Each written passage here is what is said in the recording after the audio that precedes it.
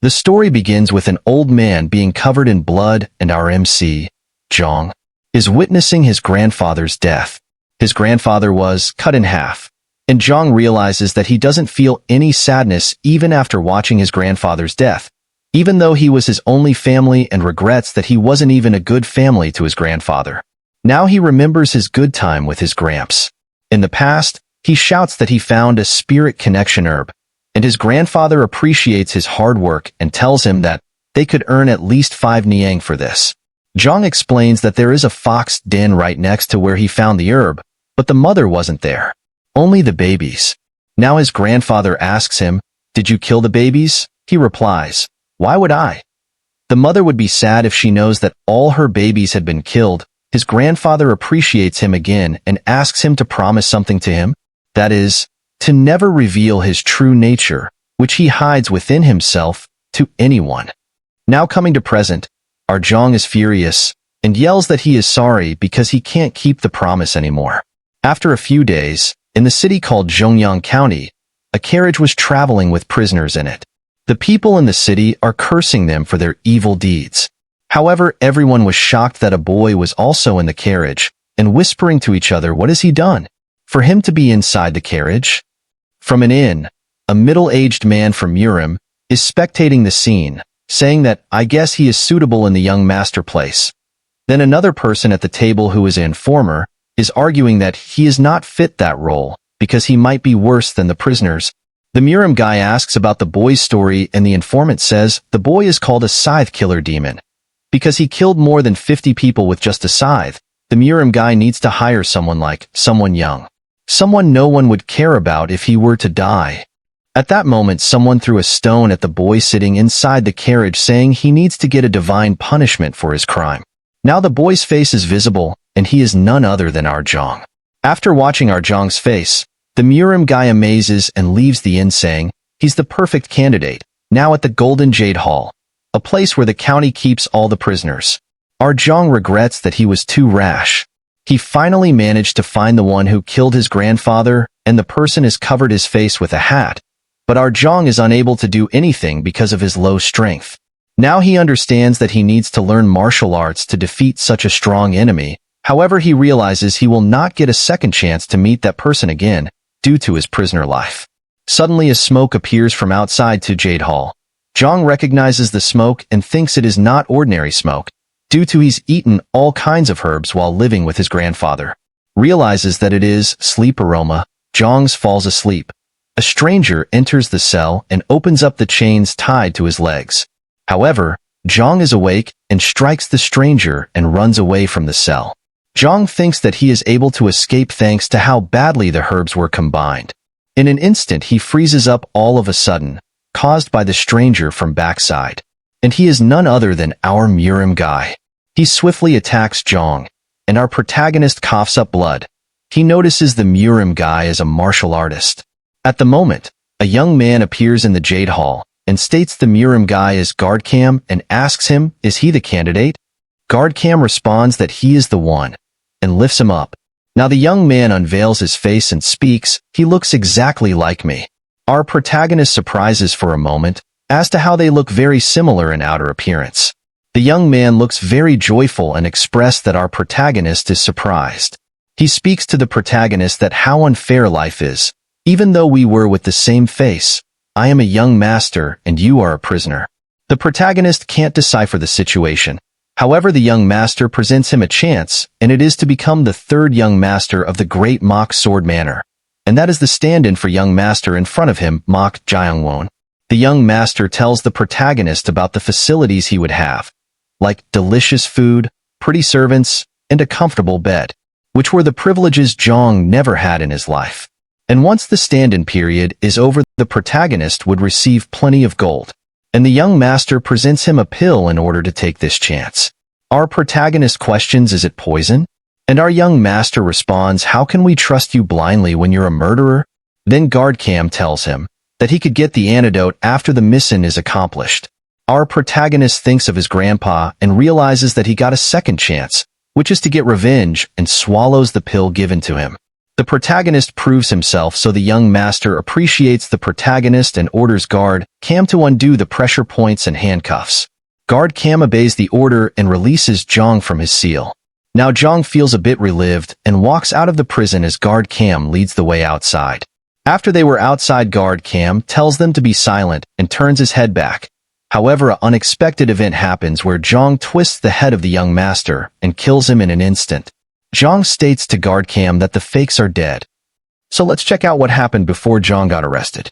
Everyone was shouting and running away from Jong, and the protagonist holds a head in his hand and expressed this as fun, while everyone was in fear and requesting to help.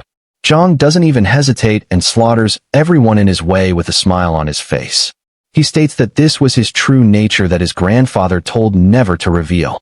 Now he understands that he was smiling while killing all those people and understands what his grandfather was referring to. He doesn't understand whether his true nature was evil or not. He just kills for enjoyment.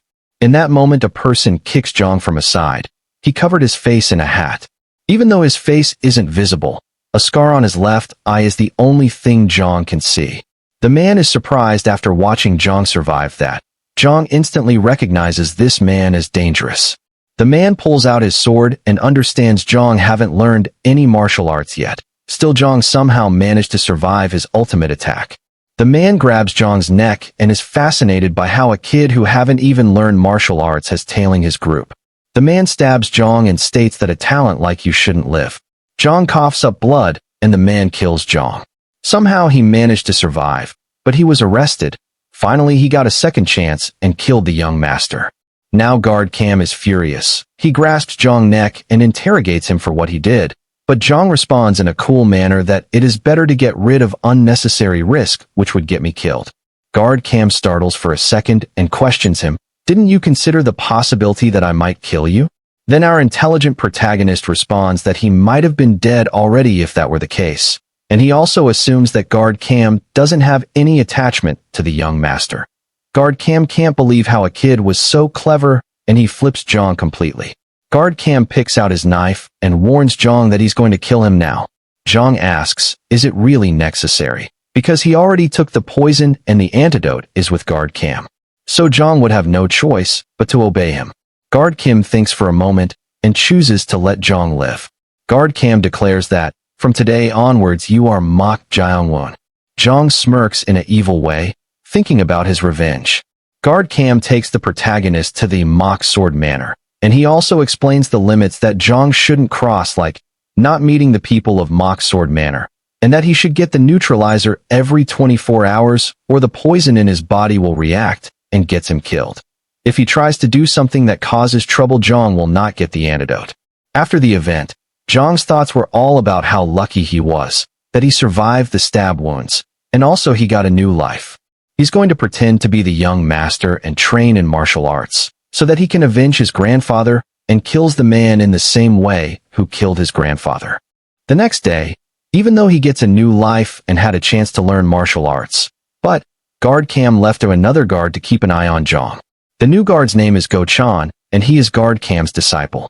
Go Chan thinks that Guard Cam has gotten soft, because what's so special about a kid that hasn't even learned martial arts? A day before, Go Chan was shocked that Jong killed Mok Jaeongwon. However, Guard Cam only replies that to keep an eye on him and to make sure he doesn't leave this place, so that Guard Cam can come up with a different plan. Once the plan is executed, they will throw out Jong and side with someone else. But Go Chan says they fed him poison, so Jong should obey us.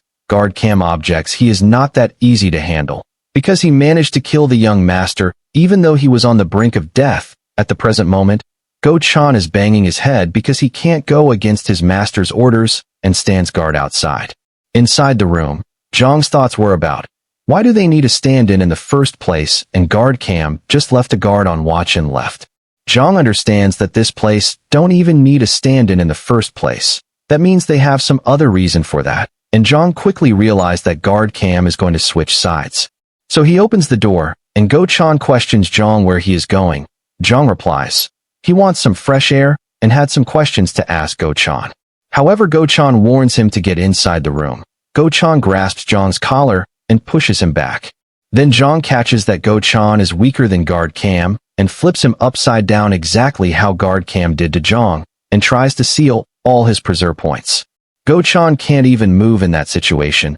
Then he uses his complete strength to move and Zhang tries to seal his points again by saying he just copied Guard Cam's movements exactly, and that's not easy.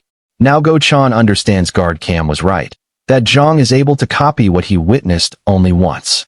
Go-chan blackmails Zhang about the poison, that if Go-chan don't give him the neutralizer Zhang will be dead, and orders him to leave.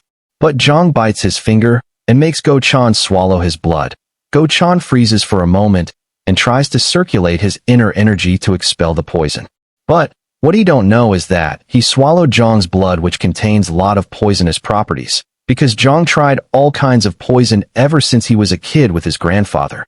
So his blood became a unique poison itself, and Zhang can tell what herbs were used in a poison just by smelling or tasting it. So most poisons don't work on Zhang. To be clear, Zhang don't even need the neutralizer in the first place. Now Zhang blackmails Go-chan to explain him about Mock Sword Manor, or he won't neutralize the poison of his blood. Go-chan fears that he is a demon. Later, in the master's room of the Mock Manor, a doctor looks for a solution for an illness, which the mock master Mock-inden was caught in. The doctor uses all his experience and uses all kinds of herbs, but unable to find a solution. If Mock-inden dies with this illness, there would be a fight for succession because the master hadn't chosen the successor yet. Then a lady enters the room, which is the first wife of Mock-inden. She loves her son very much that she would do anything to secure the master position for her son. She inquires about Mock-inden. The doctor greets the lady and explains that his knowledge is lacking, so he is unable to figure out a solution. Then the first lady states she asked for a shaman to perform shamanistic arts to cure the mystery illness. The doctor objects shamanism is nothing more than a false belief. However, the first wife don't care about that and excuses the doctor. She believes to cure this illness with a shaman and commands not to allow anyone into the main hall. Go-chan explains that this is the situation in the manor. Then Zhang sets off to see the manor master with Go-chan. Zhang learns about the truth that third young master and Guard Cam planned. The plan is to let the first son start moving, so both Zhang and the first could kill each other. The first son, Mock Yongo, loves drinking and womanizing that he goes to the tavern every other day. He is the least capable of the four siblings and is greedy and cruel. The second son, Mock Yunpyeong, is clever and cunning. By learning about these two, Zhang understands the true plan is to call the first son and make him kill the stand-in, which is Zhang. Later the first and second son would kill each other. Ultimately, the original third young master would win. However, a variable has appeared after Zhang killed the third young master. Go-chan questions why Zhang is going to the manor master's hall. Zhang explains it is related to his life, and warns Go-chan to keep it a secret from Guard Cam. At that moment, the shaman has arrived to manor and requests to visit manor master. First wife trusts Shaman Myo because of his achievements. Shaman appreciates it and requests to visit the master before it's too late, because the longer the illness lasts, the more the master weakens. Shaman asks everyone to leave the main building, even the first lady. First lady reminds the shaman about a deal, and shaman tells her to not worry about that, which is the master's seal and the secret manual. First lady offered 300 silver coins if the mission is accomplished. Then First Lady commands everyone to leave the main building until she say again.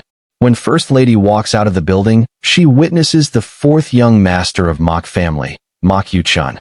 The fourth young master of the Mock family is the child of a concubine, and First Lady hates the concubine and her child. Subsequently, Zhang arrives after First Lady moves out, and he also witnesses Mock Yu-chun. Go-chan explains to Zhang about the fourth son that he is a martial arts prodigy, and most suitable person to inherit the master position. Zhang asks Go-chan, is it a way to learn martial arts? And Go-chan replies it is only for lower body strength, since martial arts comes from one's lower body. Then Zhang instantly asks if he can kill Guard Cam if he learned martial arts. At this moment, Go-chan grasped that Zhang has predicted their plan to abandon him. He can't believe the cleverness of Zhang, which exceeds his expectations. But Go-chan explains that the basics of martial arts is internal training. which is one method to gather the nature's energy by breathing to create an inner chi. The more inner chi one has, the stronger he is. However, inner chi cannot be obtained in a day. At the moment, even if Zhang learns martial arts, it would be difficult to defeat a first-class martial artist like Guard Cam, since Guard Cam has 30 years more inner chi than Zhang. Zhang understands it would be difficult to beat Guard Cam in a short period of time. Go Chan's thoughts are, Zhang won't be able to do it in his lifetime, because there is a period of time to do internal training like, from 5 to 9 years. If a person hasn't completed it in due time, impure energy will stack and hard to gather inner chi. Go Chan chuckles inwardly. Instantly Zhang recognizes the chuckle and touches Go's cheek and offers him to join as Zhang's subordinate. Go hesitates for a moment, but accepts it. Zhang thinks it would be impossible to kill Guard Cam in this state, and it is also hard to bring Guard Cam on his side. Go suggests to leave before fourth son notices, because 2 years ago the third young master called the fourth young master's mother a vulgar woman, and third young master was beaten to a pulp. Zhang laughs after hearing this story and leaves the place. In the main hall, the shaman observes the master's body. After seeing the martyr's body, he thinks it is murderous energy. A normal person would have been dead already, so the survival rate is 50% only. The shaman now starts the ritual. He chants a few shamanic spells and starts the shamanism. The master feels uneasy after starting it, because of the murderous energy. Instantaneously the door opens from the backside and the shaman is interrupted. The murderous energy blows from the master and shaman falls down. Zhang and Go enters the room and were shocked after witnessing the master's state. Zhang moves forward and greets the master. The shaman yells at them to leave this place, no matter who it is. But Go denies to move out. Suddenly, the master makes a unique sound, and the mysterious illness takes over the manor master. The shaman requests the two of them to help him by holding the manor master, so he doesn't break the strings. The master almost loses the strings and shaman starts chanting the spells again. However, his spells were unable to do anything to the master. The master breaks Go's arm and holds onto his arm to transfer the demonic energy to Go Chan. In that moment, Zhang cuts off the master's arm without hesitation. He won't stop there and cuts off the other arm too. Then the shaman applies the seal on the master and his arm. After seeing all this mess, the shaman tries to escape from the main building ASAP. But Zhang points his sword at the shaman's neck, and he asks the shaman, "Is this also the doing of the mysterious illness?" The shaman answers yes, and tells him to complete the process quickly. He tells there is no time for this, and he accidentally slips his tongue by saying, "Do you also want the master dead?" Zhang recognizes his fault and questions him. Who is the person that wants the master dead? Shaman tells it was a misunderstanding, but Zhang won't buy that and points his blade closer to shaman's throat. Zhang warns the shaman to tell the truth. Otherwise, he'll kill him. He answers, it was the first lady that ordered him to locate the secret manual and the manor master's seal using the evil spirit, and the manor master life is not necessary to spare. Zhang don't know what's a secret manual and manor master seal, and Go explains to Zhang that they must save the manor master life, or with the help of those two items the first lady can make her child secure the master position, and now that Zhang has interfered with the first lady plans, she will try to kill Zhang also. The shaman begs Zhang that he will save the master's life, but Zhang rejects it and orders him to locate the secret manual and seal first. The shaman and Go were shocked for a moment there. The shaman explains it would be hard to try anything now, because the matter has gotten much worse compared to before. However, Zhang don't care about that, and makes the shaman start the process. Now, the shaman uses a vessel to make the evil spirit believe that the vessel is the manor master. The shaman starts the chanting and tricks the evil into the vessel. Right after that, the shaman thinks of something evil in his mind. The shaman states that he will restrict the evil spirit, and it wouldn't be better for Go to stay here. After hearing the shaman words, Go leaves the room. Instantly the shaman commences the ritual. The spirit answers the call and wakes up. The shaman starts questioning the spirit about the secret manual and the manor seal location. The evil spirit answers the questions. Zhang and the shamna both remembered the area. The vessel breaks, and the evil spirit moves back to the manor master. However, the shaman requests Zhang to cut the string, and Zhang does as the shaman requested. But the evil spirit now catches on to Zhang, and the shaman makes an evil face. The evil spirit contains strong killing intent from the beginning, and by the time it broke free, Zhang was caught in it. The shaman plans to put all blames on Zhang and receives the payment from the First Lady. He sticks a talisman on Zhang's forehead. Inside Zhang's body, the evil spirit is furious and plans to take control over Zhang's mind. Now Zhang is in his own delusion and trapped in a slumber. He is in a forest and remembers the place as watering hole. He does things as usual, like filling the bucket and carrying it to his grandfather. Somehow it feels a bit strange to him today, and glimpses of fire in the forest. That is the direction to his home. He runs in that direction, shouting for his grandfather. By the time he arrived, his grandpa has already sliced in half. Zhang finally understood the true meaning of his grandfather's existence, but it is already late. The spirit spectates the scene from backside, and traps Zhang with his memories. At that moment, the spirit tries to invade Zhang's body completely. Suddenly, his grandfather speaks and Zhang snaps out of it. He can't believe what he was witnessing. He hugs his grandpa with love. He thinks to never lose his grandpa ever again. The spirit laughs from a side and slowly takes control over Zhang. Zhang asks his grandpa a question about Zhang's name being similar to righteous. When the spirit closes the gap to Zhang, Zhang stares back at the spirit, which scares even the devil itself. He grasps the devil with his hand and tells him that it was annoying to make his grandfather play like that. The spirit can't believe how Zhang can see him. Zhang states that the delusion should have been him taking revenge on the bastard who killed his grandfather. The spirit senses a dangerous presence inside Zhang, which was sealed. A presence of pure killing intent, a desire strong enough to subdue even a spirit itself. That is not something a living can possess. Zhang's grandfather replies to him about his name. It was because Zhang is different from others. So, he wished Zhang to grow in a righteous way. That's why Zhang's name contains the character righteous. By saying these words he fades away. The spirit escapes from Zhang's clutches and runs as fast as possible with fear. After running for a while, he reaches deep inside Zhang's consciousness. It is peaceful with flowers and all. However, there is a door with a seal on it. The spirit understands that the door contains all the memories that were sealed in Zhang's mind. The spirit attempts to open it. But Zhang pulls the spirit back, and he swallows the devil itself. Coming back, the shaman turns back and he can't understand what's happening here. Zhang has subdued the demonic spirit and named it as demonic monk. On the outside, the inner home master, Zhang Myanjin, is worrying about the master of the Mok Manor. He and Mok Inden worked together 19 years ago to subjugate the pirates. Later Zhang pledged his loyalty to Mok Inden and settled in the Mok Sword Manor as inner hall master. The First Lady made a deal to Zhang, that is to permit the shaman, so that he could locate the secret manual and the seal. Likewise, the first young master could become stronger. Zhang thinks that shaman is a fraud, and he's going to blackmail the master to locate the items. He can't control his curiosity and moves to check on Mok Inden. In the hall, the shaman recognizes that it is not a regular vengeful spirit. It's a high-class evil spirit. Zhang commands the spirit to kill the shaman. The evil spirit confronts with full speed. The shaman uses his shamanism to block the spirit.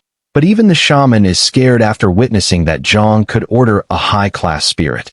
The spirit uses his powers to push the shaman back, with a smirk on the face. Then multiple of hands come from the spirit and catches the shaman to swallow. The shaman begs Zhang to release him, but Zhang declines.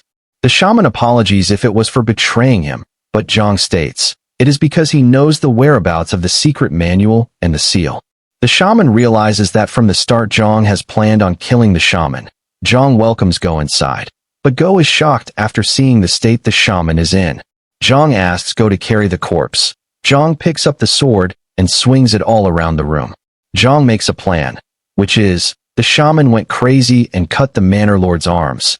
Exactly at that moment Zhang and Go stumbled upon the scene to put a stop to it.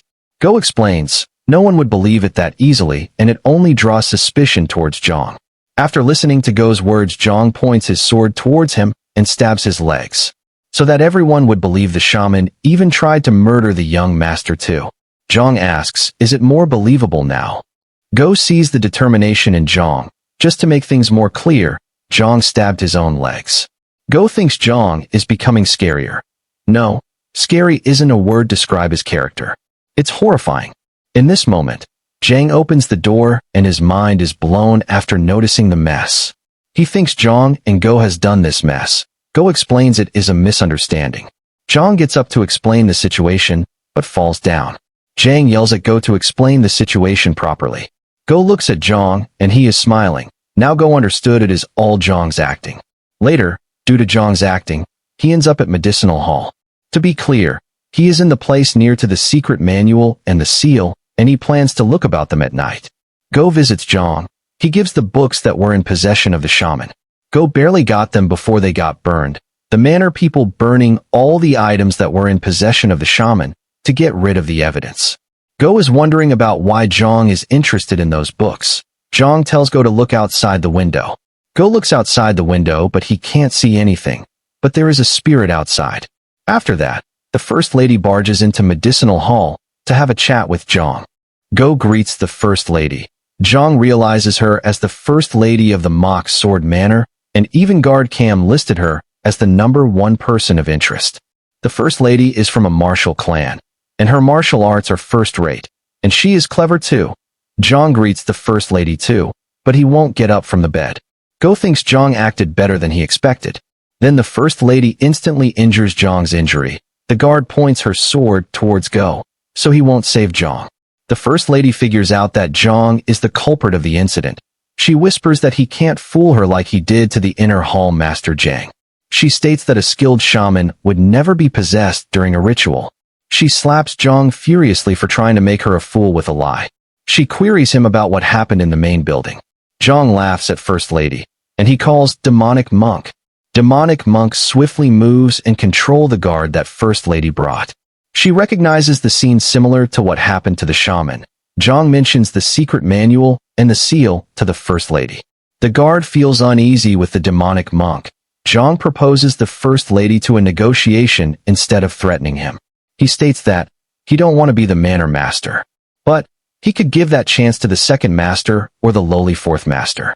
Zhang explains to her that she is not the one with the upper hand. Later in Lady Suk's room, she is furious and throws the items around her. First Lady's anger is because of Zhang. He easily fooled her and took all the fruits of her labor. Lady Suk thinks all of this happened because she let her guard down around Zhang, who she thought would be scared of her.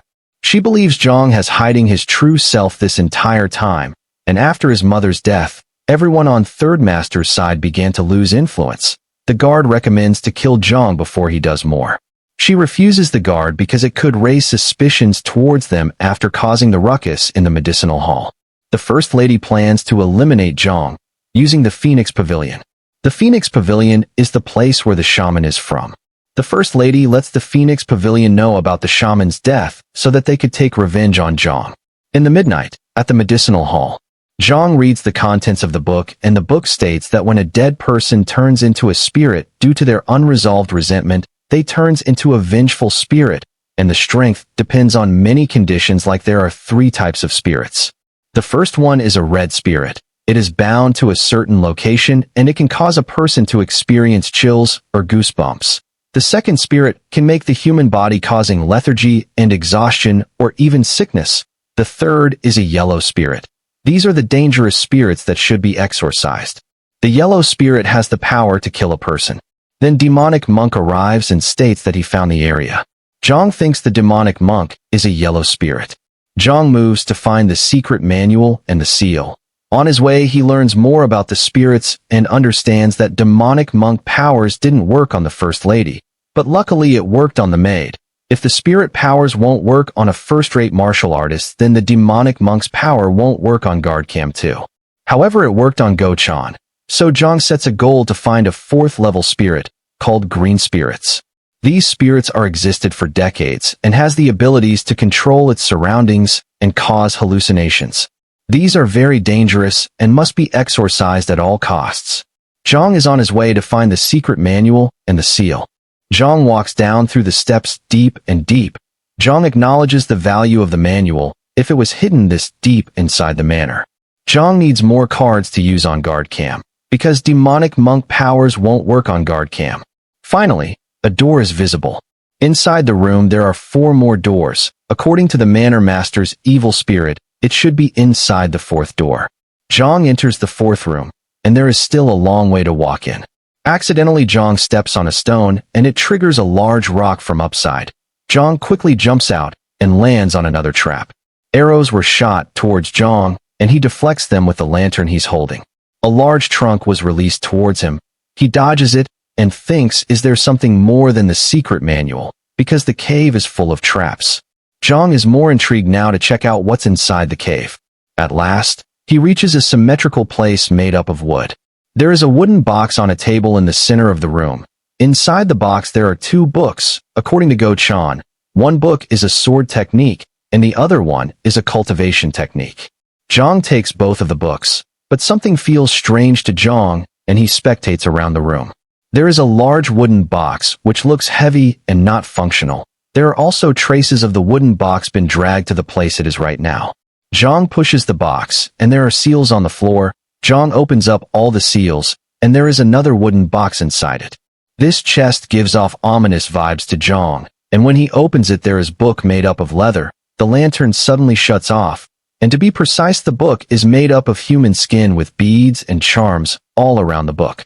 Outside the medicinal hall, the second young master is having a party with his subordinates, and he expresses that he's going to be the manor master due to Guard Cam is on his side from today onwards. Guard Cam greets the second young master. The second young master, Mok Yunpyeong, prepared a welcome party for Guard Cam. He wanted to give a grand feast, but his father, the manor master, is unwell. Guard Cam is honored for this treatment as well. After a while, Yunpyeong learns that Zhang lost his martial arts. According to Guard Cam, the real Mok Jang-woon is dead and the fake one don't know martial arts. But he doesn't intend to tell the truth that third master is dead to Yunpyeong, because Guard Cam's life would be in danger if everyone knows that he is unable to protect the third young master. He thinks to decapitate Zhang as proof to show his loyalty to second son Yunpyeong. Yunpyeong is happy after he is informed about Mok Jang-woon unable to use martial arts. Yunpyeong is also grateful because now Guard Cam is on his side.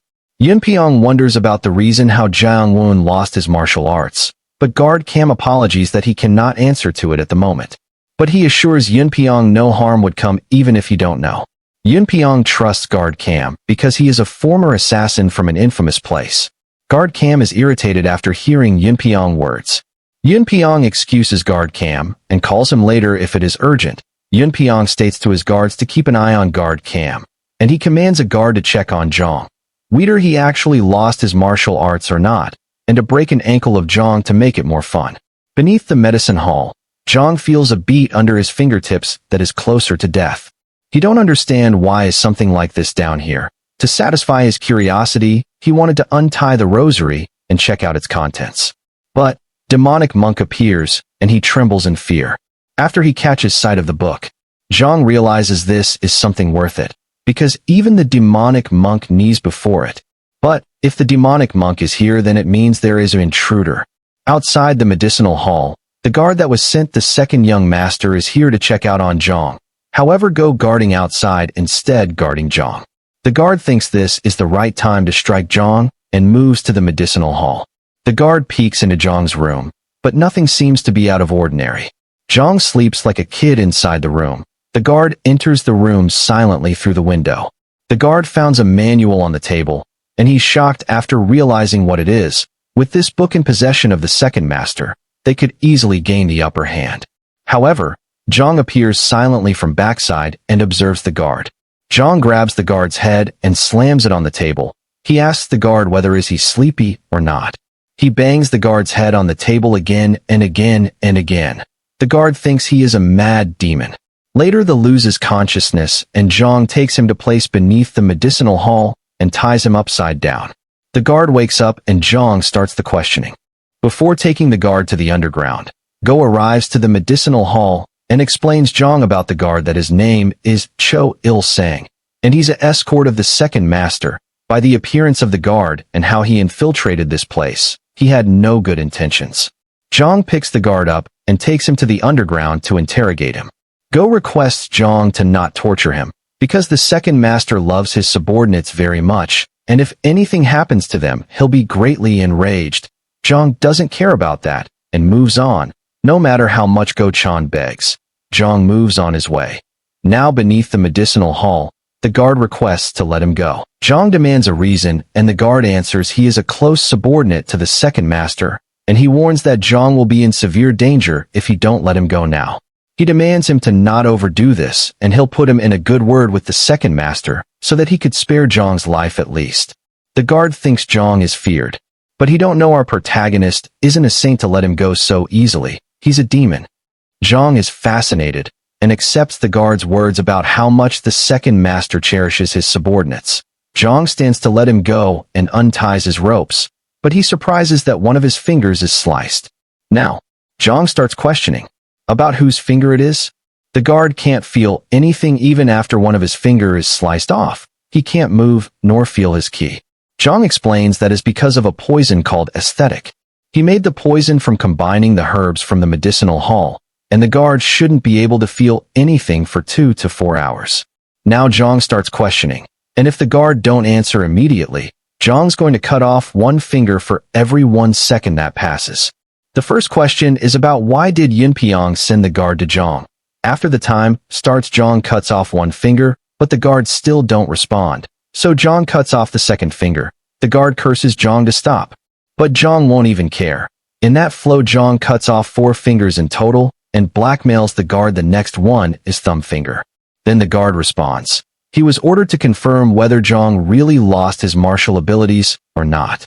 Zhang thinks for a moment and instantly realizes that guard Cam has switched sides so quickly. Then Zhang proceeds to next question, which is guard Cam responsible for this? The guard nods his face, and Zhang acknowledges guard Cam for using his head. The guard was astonished because of how quickly Zhang realized that guard Cam has betrayed him. The guard can't understand whether Mok Jiangwen was always this clever or Jiangwen doubted guard Cam from the beginning. Now Zhang doesn't have any questions to ask the guard, so he's thinking what to do with the guard. The guard is aware that he is going to be killed, so the guard swears his loyalty to Zhang. He screams that he never thought that the third young master was this brilliant. The guard even offers his life and will do anything to work under Zhang. Zhang happens to have a task and seek his loyalty that from the guard. The guard is happy because he is saved after completing the task and requests Zhang to use him as he likes. Then Zhang slits the throat of the guard and responds the task is to offer the guard's life. Zhang borrows the blood of the guard to use it on the book he found a while ago. After spectating the book for a while, Zhang understands to weaken the power of the seal, which is made up of pure energy. One needs to pour in pure energy to make the seal weaken. So Zhang used the guard's blood, because he died a regrettable death. This is all the information Zhang learned from one of the shaman's book. Zhang keeps the book under the guard so that his blood would fall on the book. When the blood filled the wooden book with the book in it, the impurity is completed and the seal is broken. Zhang holds back to see what would come out of it. Then the blood overflowed and filled the room. The blood slowly takes a form and releases a tremendous energy, which made Zhang unable to see. It became silent all of a sudden, and when Zhang opens his eyes, he is in a world filled with blood, and a woman appears before him. Zhang amazed after realizing that this is not the power of a 4th-level spirit. It is the power of a 5th-level spirit. According to the book, the 5th-level spirits are called blue spirits, which are existed for more than a century. Zhang thought a 5th-level spirit or something similar would appear. He thinks of this as a gratitude. In that moment, he is being kneeled to the strength of the spirit.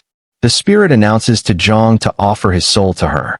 To subdue or exorcise a 5th-level spirit, a minimum of 10 shaman masters are needed. After a while, Zhang struggles to stand up and refuses to offer his soul. But Zhang understands why they are extremely dangerous, and he speaks to the blue spirit about the knowledge he gained about spirits. The most important point about spirits is all the spirits need someone's body. So spirits can't do anything without a vessel. The spirit gets a bit frustrated after Zhang explained to her about the spirits. Zhang stands up and annoys the spirit to take his body by force if she can. Immediately she strikes him with a bloodshot and Zhang is injured severely and falls down. The spirit pities Zhang and strikes him again with much force. She warns Zhang to stay down and obediently and offer his soul. The spirit is impressed because Zhang withstood that even though half of the flesh on his face is torn off. The spirit pushes him back and makes an offer to Zhang, which is to submit his soul, and she could fulfill one of his desires. Zhang questions the spirit about why is she making an offer to him. The spirit states it is a consideration to his will. It means she could gain nothing if Zhang's body is damaged more. Zhang asks what if he refuses. The spirit responds with a death stare. She will simply kill him and finds another soul. Zhang mumbles, there is one desire. The spirit brightens up and questions him about his desire, and the spirit guesses whether it is a betrayal or a family member Zhang loved has died. She would tear them into shreds and remove their soul from existence. And Zhang brazenly responds his wish is for the woman to shut up and obediently become his familiar spirit. The spirit grits her teeth and uses all the blood accumulated in the area and makes it flow towards Zhang. She states in anger that his flesh, bones, and body will be butchered. The spirit expresses it will damage his body, but it is necessary to take his body. Zhang is unable to anything, and he loses consciousness. But his senses tells him that this tastes like blood. The color is much more red than a cornelian cherry, and a metallic taste. But it's different compared to the blood he experienced. When he was a scythe demon, he tasted plentiful of blood, and the taste back then was like trembling of life, heat, and warmth. To be exact, it meant to be alive. However, what he feels right now is death. After Zhang figured it out that all of this merely an illusion, the world filled with blood breaks down completely. The spirit couldn't believe what she witnessed, and she was pushed back by the force caused by Zhang. The blue spirit creates a butterfly with blood and moves the butterfly in Zhang's direction, but it barely does any damage to him. The spirit recognizes this realm as transcendence. This is a realm used to escape any hallucination by rejecting all their five senses. However, it is much harder than it sounds. Even a first-rate shaman finds difficulty in completely rejecting all their five senses. But Zhang, he's not even a shaman, has reached such a realm. And the only possible answer is, Zhang is born with the qualities of a great shaman. Zhang laughs loudly in front of the spirit, and it irritates her. She speaks, just because you escaped a illusion doesn't mean you have the upper hand. But Zhang states he had a fun idea. He shows the book to the blue spirit, and it makes her furious. As per the shaman book which Zhang got after killing the shaman in the main building, called Inyang School, the older a spirit, the more likely they are connected to a vessel that connects them to this realm. In that case, the vessel which is connecting the blue spirit to this realm is the book made with human skin. Zhang tears the book with his teeth, which inflicts pain to her, and enrages the blue spirit even more. The blue spirit curses Zhang, and she don't seem to understand how can Zhang harm a book which is imbued with demonic qi. Even the first-rate shamans barely managed to seal it after many attempts at destroying it. But Zhang simply did it with his teeth. She grabs Zhang's neck with force and pushes him back, and tells him that she doesn't need his body anymore. Zhang snickers even in this moment and states that it could have ended if she just snatched the book, but she didn't. It means she is unable to touch the book. Even though he's being inflicted pain, Zhang still tries to swallow that piece he grabbed with his teeth. He realizes the blood that entered into his body earlier made his blood flow travel in reverse. This situation happened to him when he first ate a poisonous herb. But right now he could sense a soul's rage. A rage against someone as strong as Zhang and desire for revenge. At last, Zhang swallowed the piece of human skin even though the blue spirit grabbed his neck and shouting not to do it. She is now furious as hell and squeezes his more and more. Instantly Zhang is transferred to another world again, and this time an ocean of corpses are floating around him. And a person is kneeled with a sword in front of throne, and she is the blue spirit. She ties her hand to the sword using a cloth, and points her sword to the one sitting on the throne and speaks something, but Zhang couldn't hear it. All he felt is her rage. She speaks something again and moves forward to kill the person who is like a king. But the king-like person easily took the heart of the blue spirit and throws her away. A few masters appear from behind the king and runs toward her. Every one of them takes up their knives and stabs her, and the blue spirit died like that. Coming back to present, someone yells loudly and a red color thread comes from Zhang's heart, and on the other end it is the blue spirit. She finally became a familiar spirit. Zhang is happy now that he got a blue spirit. The blue spirit grabs Zhang's neck again, But now that she became a familiar spirit, even she could feel the pain that Zhang is experiencing. So she leaves his neck and coughs up. She is frustrated and walks away. Zhang thinks if the blue spirit is experiencing pain right now because she became a familiar spirit, that means there is a chance demonic monk could feel the pain before, because Zhang literally came back from dead earlier. Meanwhile, demonic monk's situation is like he is almost evaporated. Zhang express, why don't we introduce ourselves since we stay together from now on?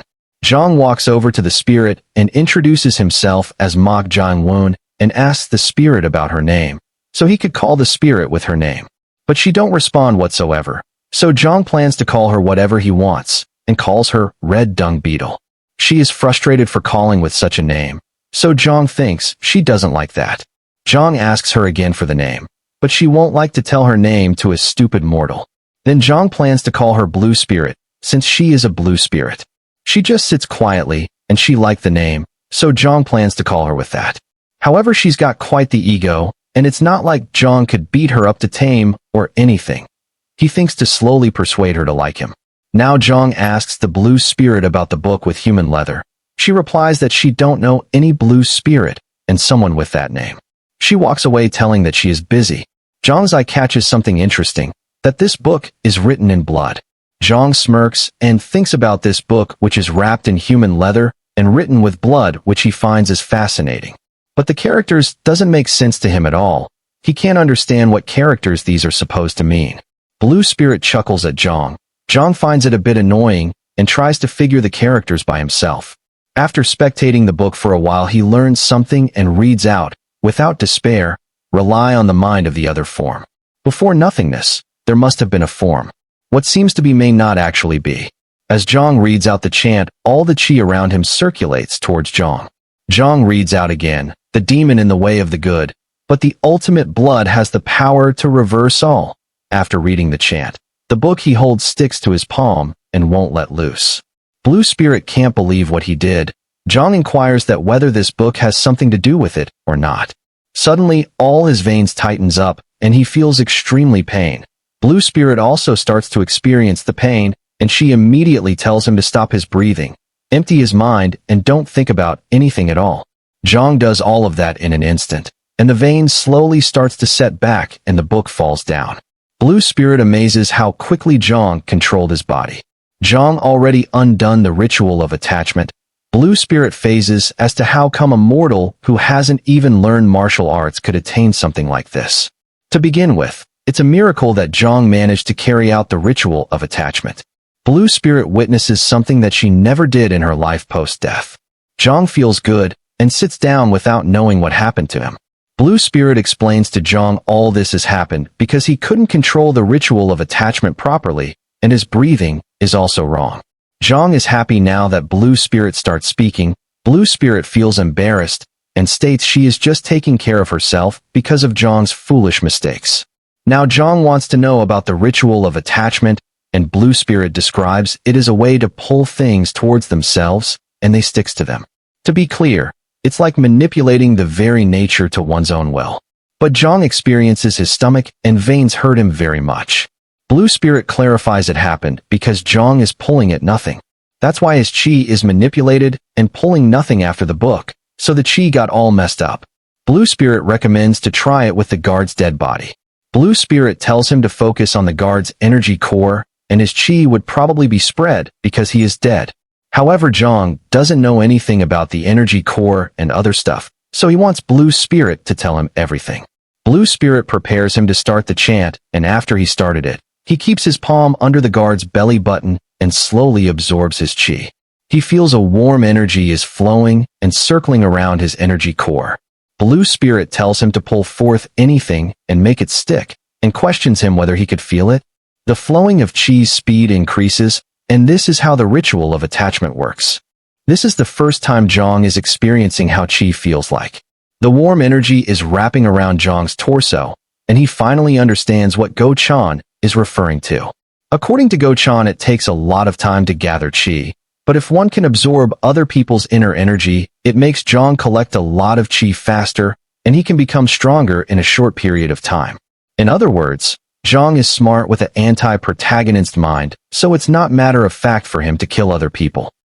Suddenly, all the energy he gathered is scattered in a moment.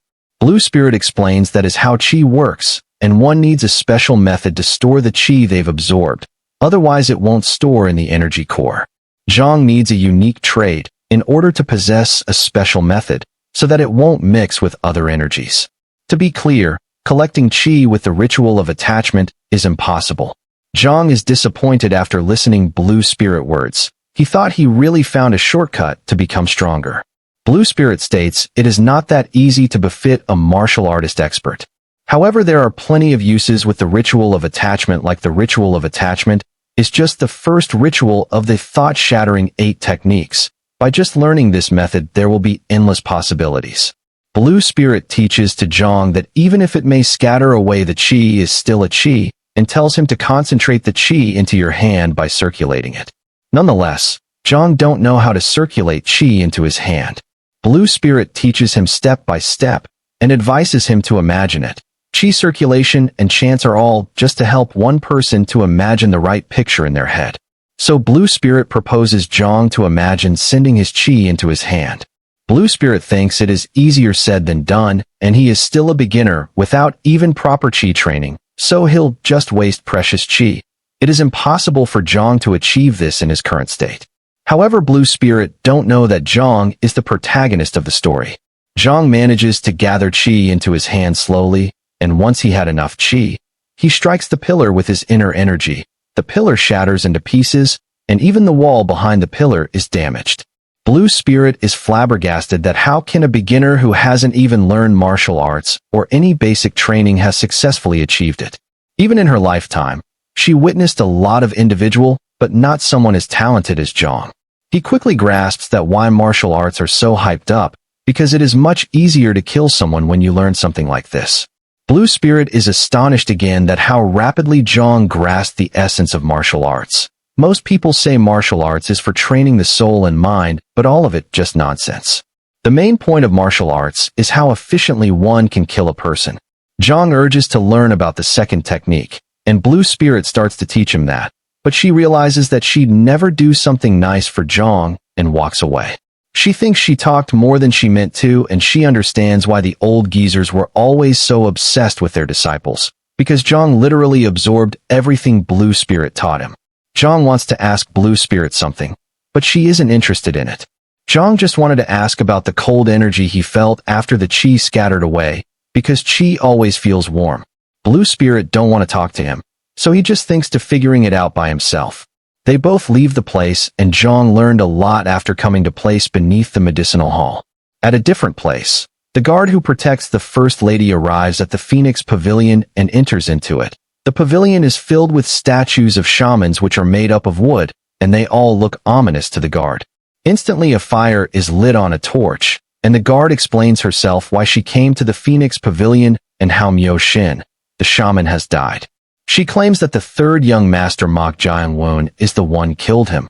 She states that the First Lady told her to place the 300 silver niang for expressing the grief towards Myo Shin, and offers additional 400 silver niangs if they could take upon another mission. The quest is to eliminate the third young master. She asks whether they do it, and the torch blows away. She understands they accepted the quest and appreciates them and leaves. The guard can't decipher even though there was no one in there.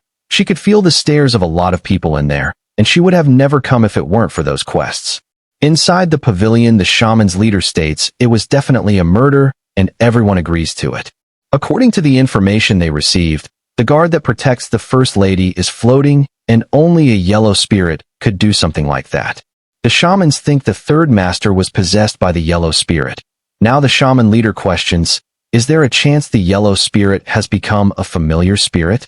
The rest of the shaman states that if it was a beast of pure spirit or a yokai, there could be a chance, but yellow spirit would be impossible to take in as a familiar spirit. The shaman leader concludes that a shaman will eliminate the third young master of the Mok Manor and help the resentful spirit move on. Every shaman agrees to what the leader said. The next day, Go Chan yawns and curses Zhang for making him do all the errands, even though he was up all night. Go Chan tells he bought the brazier and asks for what purpose did Zhang wanted the brazier for, and Zhang replies, he had something that needs to be burned. Go asks again what does he wants to burn, and Zhang pulls out the secret manuals of the mock sword manor. Zhang tears off each page and burns them without a trace. Go-chan is screaming and can't close his mouth. He is in a state of awe. Go-chan thinks what kind of human would do something so insane.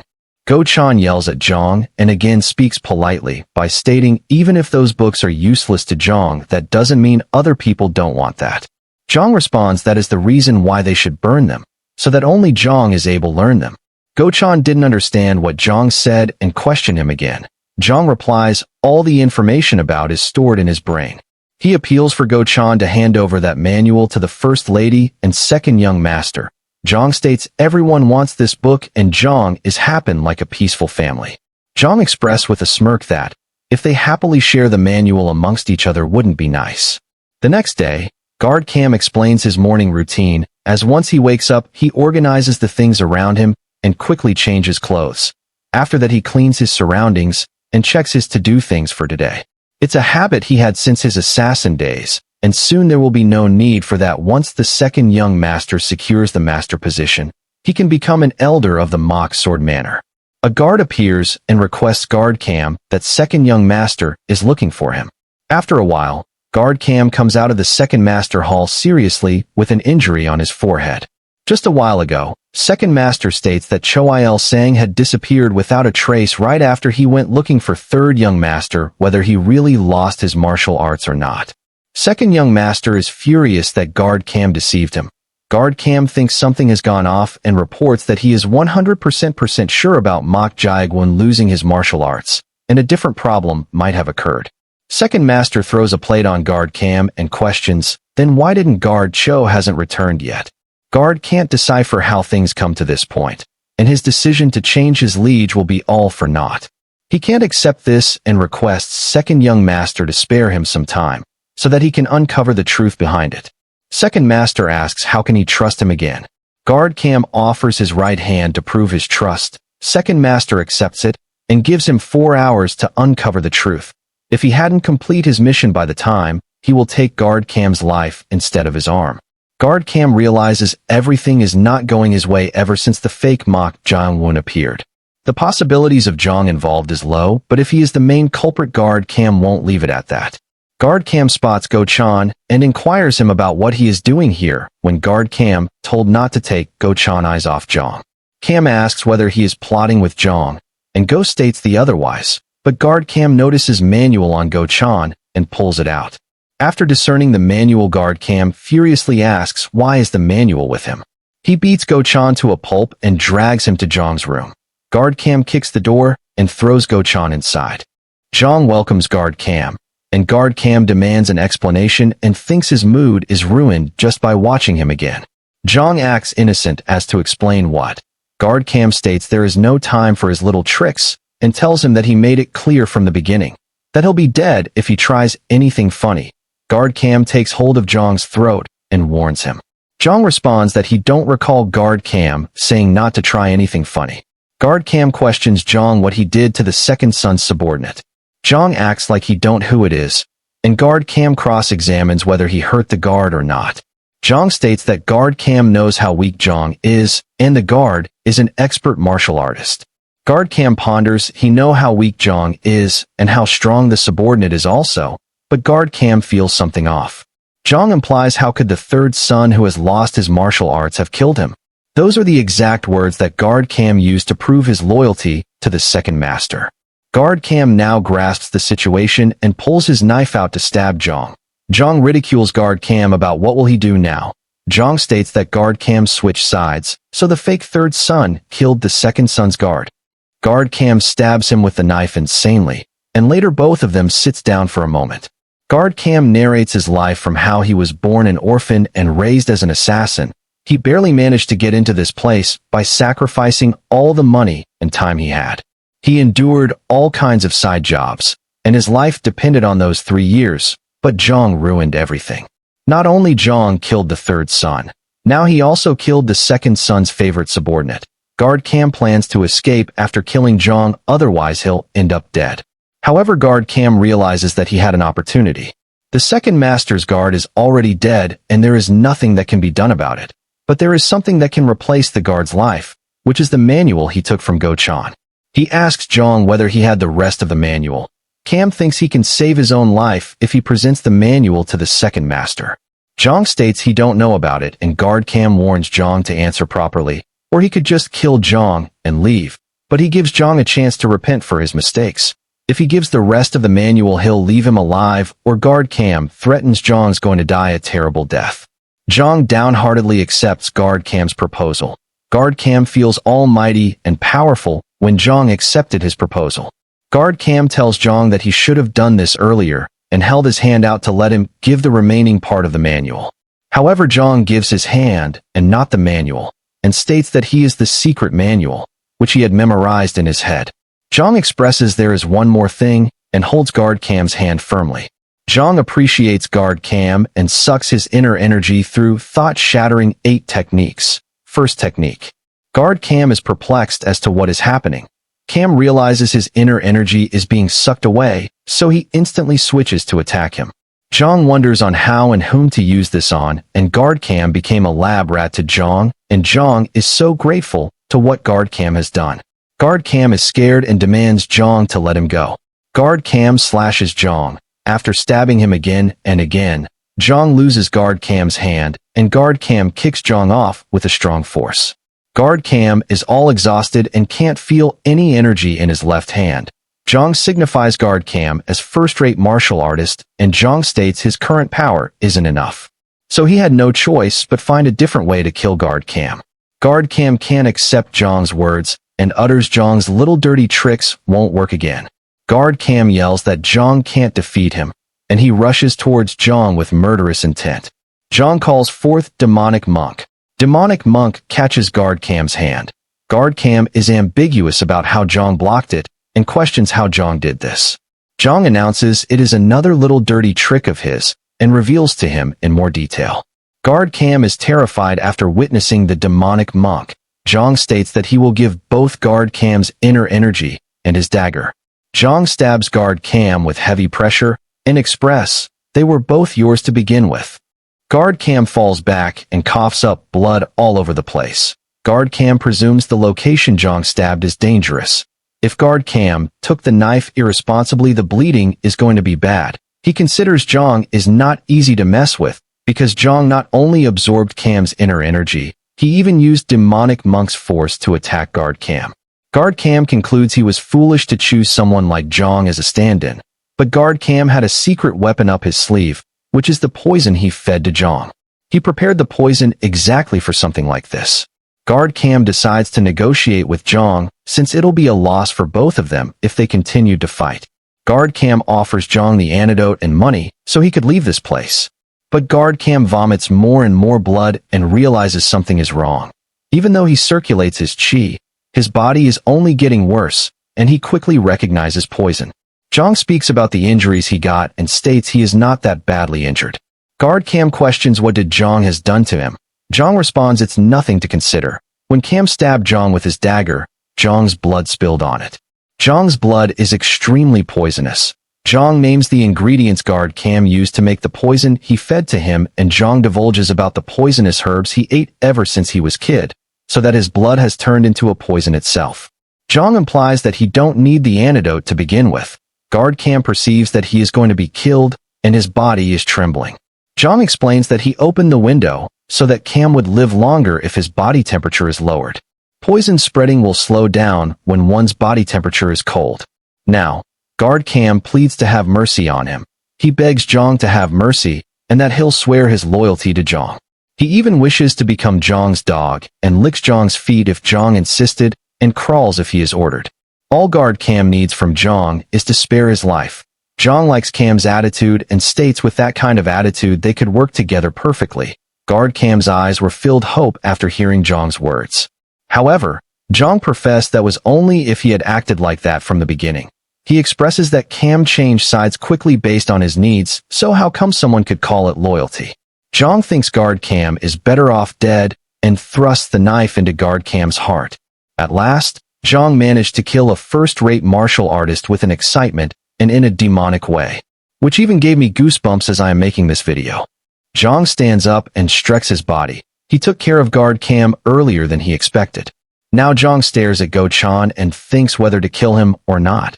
Zhang thinks there is no reason to kill, and considering that guard Cam don't know that Zhang burned the rest of the manual.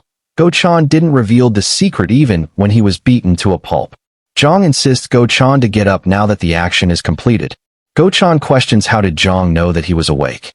Zhang replies that he noticed when Go-chan is moving little by little because Go-chan is afraid of being stepped on during the fight.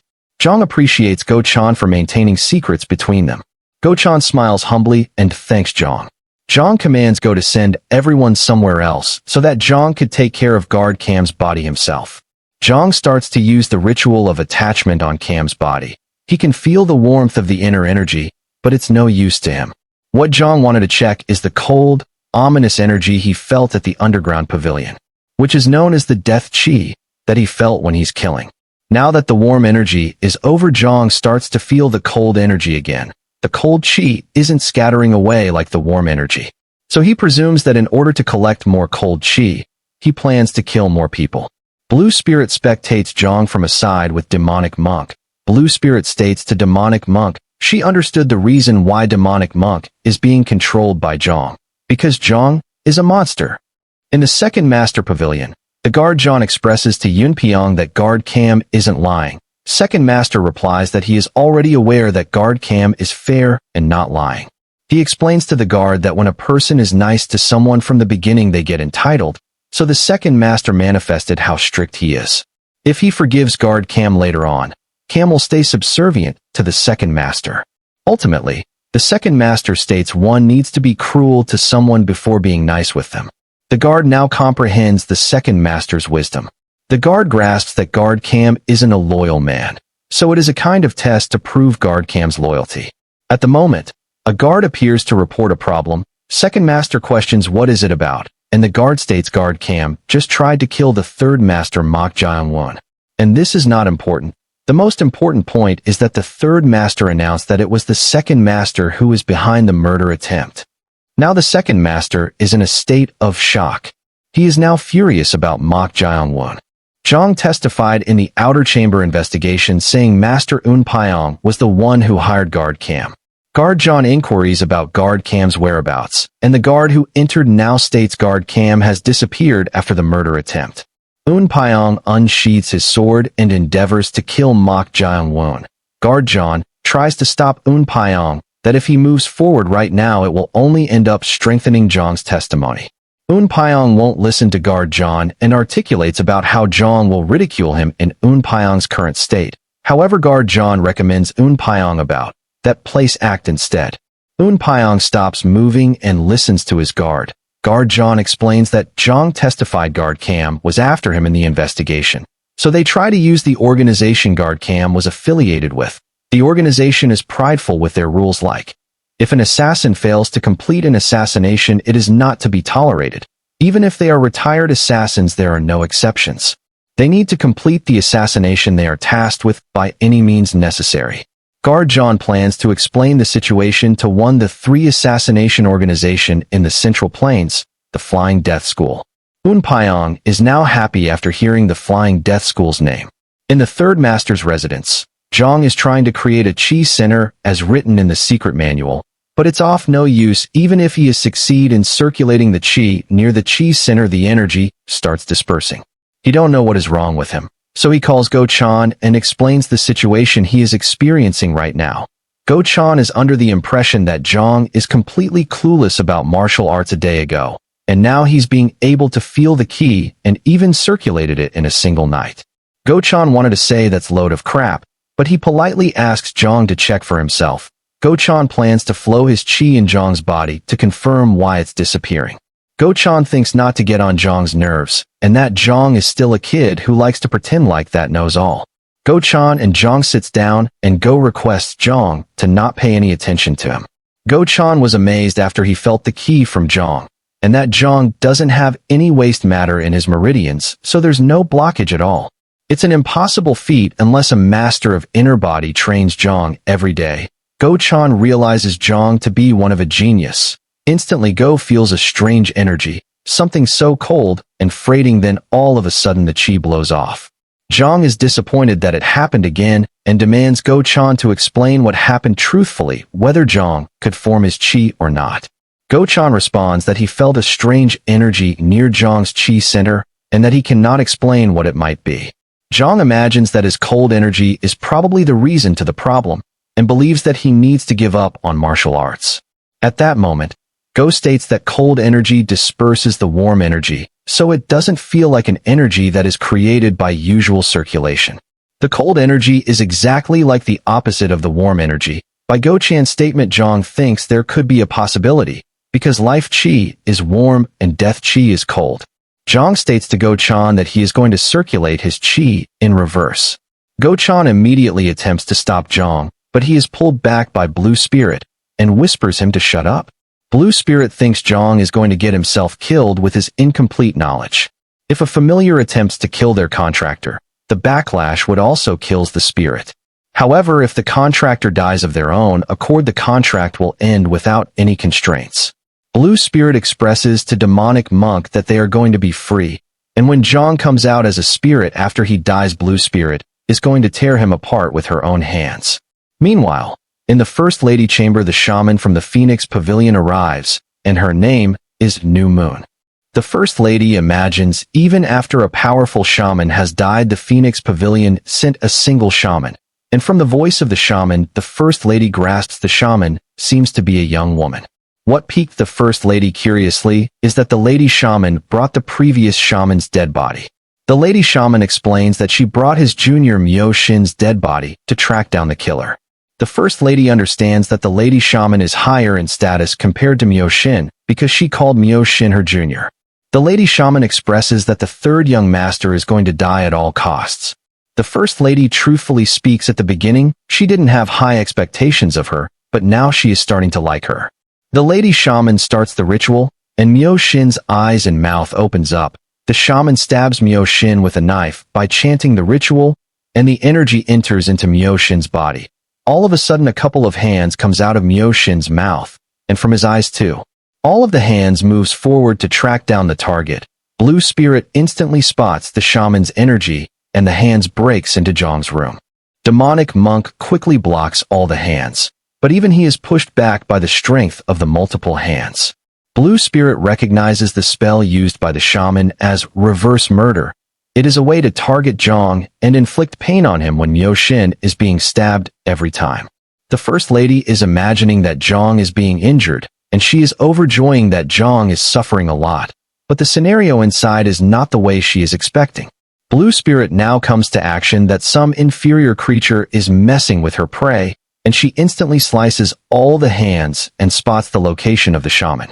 Then Blue Spirit attacks with her might and tears all the hands in a single blow, and the shaman flies far away from Blue Spirit's attack. The shaman is bleeding and can't believe that the reverse murder is deflected. She estimates that a spirit higher than Yellow Spirit is in there. The shaman petitions that she needs more payment for this. The First Lady questions as to why the shaman needs more payment for this. New Moon demands that she needs at least 1,000 silver niangs more.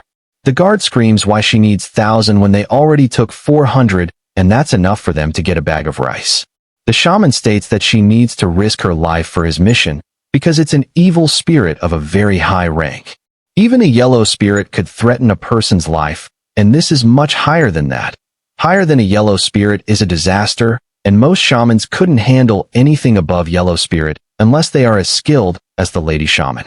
The First Lady accepts the condition for 1,000 more, but the shaman have to kill Mok Jiang-won. The shamans also have ranks like spirits too, from highest to lowest. They are divine, sun, moon, talent, darkness, and porter. Myo Shin is porter rank, and the Lady Shaman is talent rank, which is 2 ranks higher than Myo Shin. On top of that, the Lady Shaman is one of the 3 shamans of the pavilion that handles familiar spirits. The shaman guarantees that Mok Jiang-won won't survive no matter the cost. Inside Zhang's room, Blue Spirit is annoyed by the shaman, because if Zhang is died by the shaman, it is not a death by his hand, and it could harm Blue Spirit too. But Blue Spirit perceives both death chi and yin chi from Zhang. The problem is that a living person has no chance to accumulate death chi. She finally understands that Zhang is not an ordinary person because he understood the ritual of attachment very quickly, and learned to circulate chi at once when he knows nothing about martial arts, and now he's collecting death chi while he is alive. Blue Spirit hates to admit it, but she is starting to like Zhang. Zhang wakes up and got the answer to circulate his chi. The chi doesn't dissipate like before, but he is unable to make an energy core because of his insufficient chi. Zhang inquiries about the room, and even the demonic monk is in a bad state, but what Zhang cannot comprehend is why Go Chan has fallen too. Blue Spirit states that Go Chan might be sleepy. Demonic monk wakes up fiercely and explains why Go Chan is in that state. Blue Spirit punishes and kicks demonic monk for telling the truth to Zhang. Suddenly, a sound comes from outside. Zhang asks about situation right now, and Blue Spirit informs Zhang not to let his guard down. At the moment, a large number of beetles crawl inside the room, and Blue Spirit is disgusted that someone took these beetles as a familiar spirit. Blue Spirit set forth these as the spirit of the mountains called mountain-piercing shelled beast. The ones that reside in the mountain are referred to Chimi, mountain spirits, and the ones in sea as Morio, sea spirits. For a long time the people have called these spirits which cause disaster and trouble as Kaimamorio. And one of them is the mountain-piercing shelled beast. The lady shaman releases the spirit which looks like a bird but possesses the tail of a snake. It calls forth insects to bring mayhem. It's a very dangerous and lethal being. There is no friendship between shamans, but the lady shaman is saddened to see Myo Shin killed by an evil spirit. So she avenges Myo Shin by making Zhang a pet food for her spirit. Go Chan sleeps peacefully and Zhang slaps on his face to wake him up. He is frightened to see all the bugs at once. Zhang orders Go to kill all these bugs, but just by touching them for a second Go Chan's hand become disgusting. Zhang appraises Go to protect his body with inner energy. Zhang considers even though they look small, it'll only be a moment for them to eat both Zhang and Go by how many there are present here. Blue Spirit asks Zhang what will he do now. If he don't do anything he'll become insect food at this rate. Zhang seeks help from Blue Spirit, but Blue Spirit reasons what will she get from helping him. Zhang briefs Blue Spirit that she is a familiar spirit, so why she being uncooperative? She'll consider if Zhang offers his body. Zhang states then we'll just die then. Their bugs keep swarming on both of them. Blue Spirit expresses to make a bet if Zhang.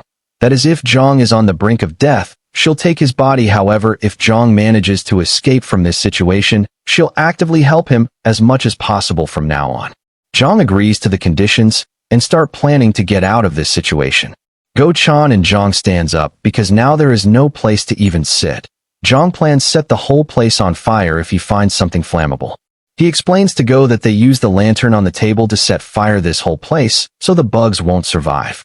Go thinks the lantern is too far away from them, but Zhang uses the ritual of attachment to pull it towards him.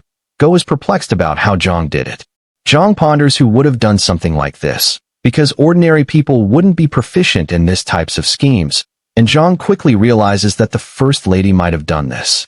So he founds that shaman should be near to her. It'll be a ruckus if this place is set on fire, so Zhang plans to use that chaos to kill the shaman. However, the shaman has already arrived near Zhang's room and stops the flame Zhang is trying to use. She speaks it is foolish to use this type of little tricks on a shaman like her. The shaman's right eye known as the white, I can see what others cannot see. She could clearly see what Zhang is trying behind those walls. This is what she could see. The shaman uses the spirit to destroy the wall, and she sets foot into the room. Zhang greets the shaman, and she instantly saw the red threads that connected to Zhang and his familiar spirits. And demonic monk is already nearby her to attack, but she starts chanting and crushes demonic monk to the floor. She steps on demonic monk and states that she could identify it easily. Go Chan moves forward to attack without an ounce of fear, even though she is a shaman of talent rank. But the shaman uses another curse to push Go Chan back, and the knife Go Chan was holding flies toward Zhang, and he grabs it. The shaman commands her spirit to kill Zhang, and all the bugs swarms in the direction of Zhang, and he falls back. The shaman states to Zhang to cross over the spirit realm after he dies. The bugs completely surrounds Zhang in a way there is no way to see what is happening in there. All of them are now under the shaman's spell and unable to do anything. The shaman thought it was an evil spirit of a higher level, but she lets go by thinking that it was just her imagination. The spirit is now get back to its contractor, and the shaman appreciates the spirit for his good work. The both of them plans to leave now that the problem is solved. The shaman is thinking about the commission is not sufficient for her. At that moment she felt a chills down her spine, and our protagonist, the demon, stands up. Zhang stabs up himself so that his blood would come out. The shaman turns back and Zhang uses his blood to kill all the bugs. The shaman is horrified after witnessing what Zhang has done. Zhang spikes his left palm and pours the blood that leaks from his body on his head. The bugs were unable to survive after tasting Zhang's blood, which contained poison. The shaman is dumbfounded after spectating the situation, and Zhang looks like a demon that comes straight from the hell. The shaman is terrified and Zhang rushes towards her, stating that his blood is a deadly poison and it's effective as a pesticide too. The shaman backs down and orders her spirit to buy time so that she can cast a powerful spell. Zhang uses thought-shattering 8 techniques. First, ritual of attachment, to grab the spirit right into his hands. The shaman is shocked and Zhang expresses that it's finally quiet here. The shaman runs for her spirit's life, and she instantly feels an immense pain form the spirit through their connection, and she realizes that Zhang is absorbing the death chi from her spirit. She can't express how the death chi is being absorbed by a living person. Zhang thinks to himself that it was beyond his expectations. He simply grabbed it to deal with the bugs, but the spirit has an immense amount of death chi in it. The death chi is much more compared to when a person is killed. To be clear, it is enough for Zhang to make an energy core with the death chi containing in the spirit. The shaman begs Zhang to stop, because if Zhang drains any more energy from it, the spirit will die. Near First Lady's residence, the guard recommends the First Lady to move into a room because it's cold outside, but the First Lady resists not to go inside when the situation is uncertain. The First Lady requested 2 things from New Moon. One is Mok Jungwoon's life, and the other is the secret manuals, so that the possibility of others obtaining it will slow down. The guard speaks that the shaman is returning, and they already started to believe that New Moon had succeeded and Mok Jungwoon is dead. The First Lady imagines that books are going to be in her possession and her son is finally the Manor Master.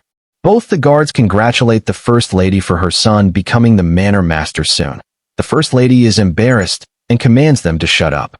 However, the shaman stops walking and the First Lady questions the shaman as to what happened and to speak something. The shaman announces that the Phoenix Pavilion is unable to kill the 3rd young master as the First Lady ordered them. The First Lady is now in a state of shock, and the shaman thinks what cruel person Zhang is, and to make her such a thing. A while ago, Zhang commands the shaman to incriminate the First Lady with the shaman's own mouth. Zhang states that the shaman is willing to do anything for the spirit's life, and he utters that the Phoenix Pavilion would send someone again even if he defeated the Lady Shaman. So he orders the shaman to incriminate the First Lady with the shaman's own mouth. That way the First Lady and the Phoenix Pavilion would become enemies. This is the master plan of our demon Zhang. Coming back to present, the shaman believes that she is now a traitor to the Phoenix Pavilion, but she had no other choice to save her spirit. The shaman now announces loudly that the First Lady told them the 3rd young master was possessed by a mystical being, so she requested the Phoenix Pavilion to take the life of Master Mok Jungwoon at the same time. But after confirmation the 3rd young master was not possessed by a mystical being, henceforth the shaman requests the First Lady not to commission such requests from the Phoenix Pavilion ever again. All the people are coercing to each other about the First Lady, and even the order from the director states to head immediately to the First Lady's residence. The guard conveys to the First Lady that the people from the outer chamber are rushing in. The First Lady trembles in fear and is unable to do anything. The shaman enters the 3rd master residence, and Zhang asks whether she did as he said. The shaman tells him that she successfully completed her mission. The shaman thinks that things went according to the 3rd master's way in the end, and the First Lady and the Phoenix Pavilion are now enemies. The First Lady is now a villain for attempting murder on the 3rd son. But New Moon is not in a position to worry about the First Lady, and the shaman is the one who betrayed the Phoenix Hall to save her spirit. So the Phoenix Pavilion will chase down the shaman forever. The shaman asks Zhang to give her spirit back, and Zhang says that he wanted to ask her something. He questions her about the Chai Morio. He wants to know about people who control spirits, demonic monk, and the bird head in Zhang's hand. The shaman understands that her expectations are right about Zhang not being possessed, but but she astonishes to see the demonic monk as a familiar spirit. She can't believe how Zhang managed to obtain a resentful spirit of such level. On top of that, he had one more familiar spirit. Zhang asks whether she wants to answer or not. The shaman then starts to explain that there are 6 levels to the Chimoryo: ominous beast, strange beast, demonic beast, sacred beast, divine beast. Even an ominous beast is considered a small disaster, and the higher the level, the more dangerous they are. The Phoenix Pavilion has 3 people, including the Lady Shaman, who can control such beasts as their familiar spirits. One of them is Reflection, who has long aided the Hall Master. He handles the strange beast of Luo Mountain called Gu Jiao. She don't know the spirit's full extent, but it is definitely dangerous. The other one is the Phoenix Pavilion Master. She don't know what kind of Chimoryo the Master possess, but it's definitely a higher level once. Zhang responds then it should either a sacred or divine beast, but the shaman declares that is not, because those beasts only exist in legends. And there are only a handful of stories of people who have taken a sacred beast as their familiar spirit. She offers Zhang a book that contains all the information about Chimoryo. Zhang imagines that even a normal mountain-piercing shelled beast had that much death chi. So how much death chi does a higher level Chimoryo will have? He appreciates the shaman's kindness and gives her spirit back, and he asks her, why didn't you say thank you? And she thanks him, but he asks her to say it louder, and she says it loudly. Then Zhang lets the shaman leave. Go-chan is upset about Zhang's personality, and after the shaman leaves, Zhang really thinks it is a lucky day for him, because now the First Lady can't do anything to him, because she is being watched by the people of the outer hall, and the death chi he got from the spirit is enough for him create an energy core. At last Zhang will be able to learn martial arts. Go-chan asks whether is it alright to leave the shaman, when she might hold a grudge against Zhang. Zhang replies that a promise is a promise. Go-chan questions what if the shaman tries get revenge on Zhang. Zhang states that Go-chan is right, and the shaman won't be able to do anything. Zhang now orders Blue Spirit to fulfill her promise. In the mountains, the shaman walks and realizes that she wouldn't be surprised if the spirit dies right now, because Zhang absorbed almost all of the death chi from the spirit. She plans to get revenge on Zhang, and all of a sudden Blue Spirit expressed that it is not good to plan a revenge against someone. The shaman steps back and instantly remembered this feeling from reverse murder, and she can't believe that someone took a Blue Spirit as their familiar spirit. Blue Spirit takes one eye from the shaman and appears in front of her upside down. Blue Spirit states that the shaman looks pretty even after losing one eye. In a few moments, Blue Spirit took the life of a talent-level shaman. The First Lady bangs the desk that she was wronged here to the outer hall master, Sang Wonbeek. She acts like Zhang is framing her, and states that she is not the kind of person to harm the third young master. She put into words that the shaman and third young master are in it together and framing her. Outer hall master tells First Lady to keep quiet and questions her about the ruckus that First Lady created in the medicinal hall yesterday. The First Lady speaks. It was about that the third young master entered into Manor Master room, even while I said not to do. Immediately the outer hall master states that the third young master did that to save the Manor Master, and questions the First Lady that she might trying to kill the Manor Master. The First Lady yells at the outer hall master, but he does not even flinch, and keeps a serious expression on his face. Sang expresses that he will not overlook this incident, and the investigation will be done fairly. They will look thoroughly into the First Lady, the second young master, and the third young master. After the First Lady left, Sang still don't understand why the First Lady and the second son were after killing the third son. It would make sense if they were after the fourth son, because he is favored by the Manor Master, but the third master is incapable of martial arts, and his family background is not impressive either. So there is no reason for them to do this, but Sang feels there is chance where he don't know the reason why they are after him. He also grasps that Mok Jang-woon is not like as he used to be. He used to be very arrogant to anyone who acted subservient to him. So Sang plans to check it out about the third master himself. Zhang circulates his inner energy and Blue Spirit appears to check on what is happening. And she starts spectating on Zhang as he is trying to create an energy core using the death chi he obtained from the spirit. Even Blue Spirit found it interesting when Zhang stated that he is going to create an energy core using death chi. Blue Spirit looks Zhang closely and thinks that he looks good, and Zhang wakes up and asks what Blue Spirit is doing. She flusters. and turns back by saying that she isn't doing anything. Jong questions if it is true or not. She tells him to stop with the nonsense and continues circulating his chi. Jong conveys that he needs Blue Spirit's help to check whether what he created is the energy core or not. Blue Spirit proudly says as if an energy would be established within a day. Jong reveals his energy core to Blue Spirit and utters, "Isn't this is an energy core?" She is really surprised and requests Jong that she wanted to take a look.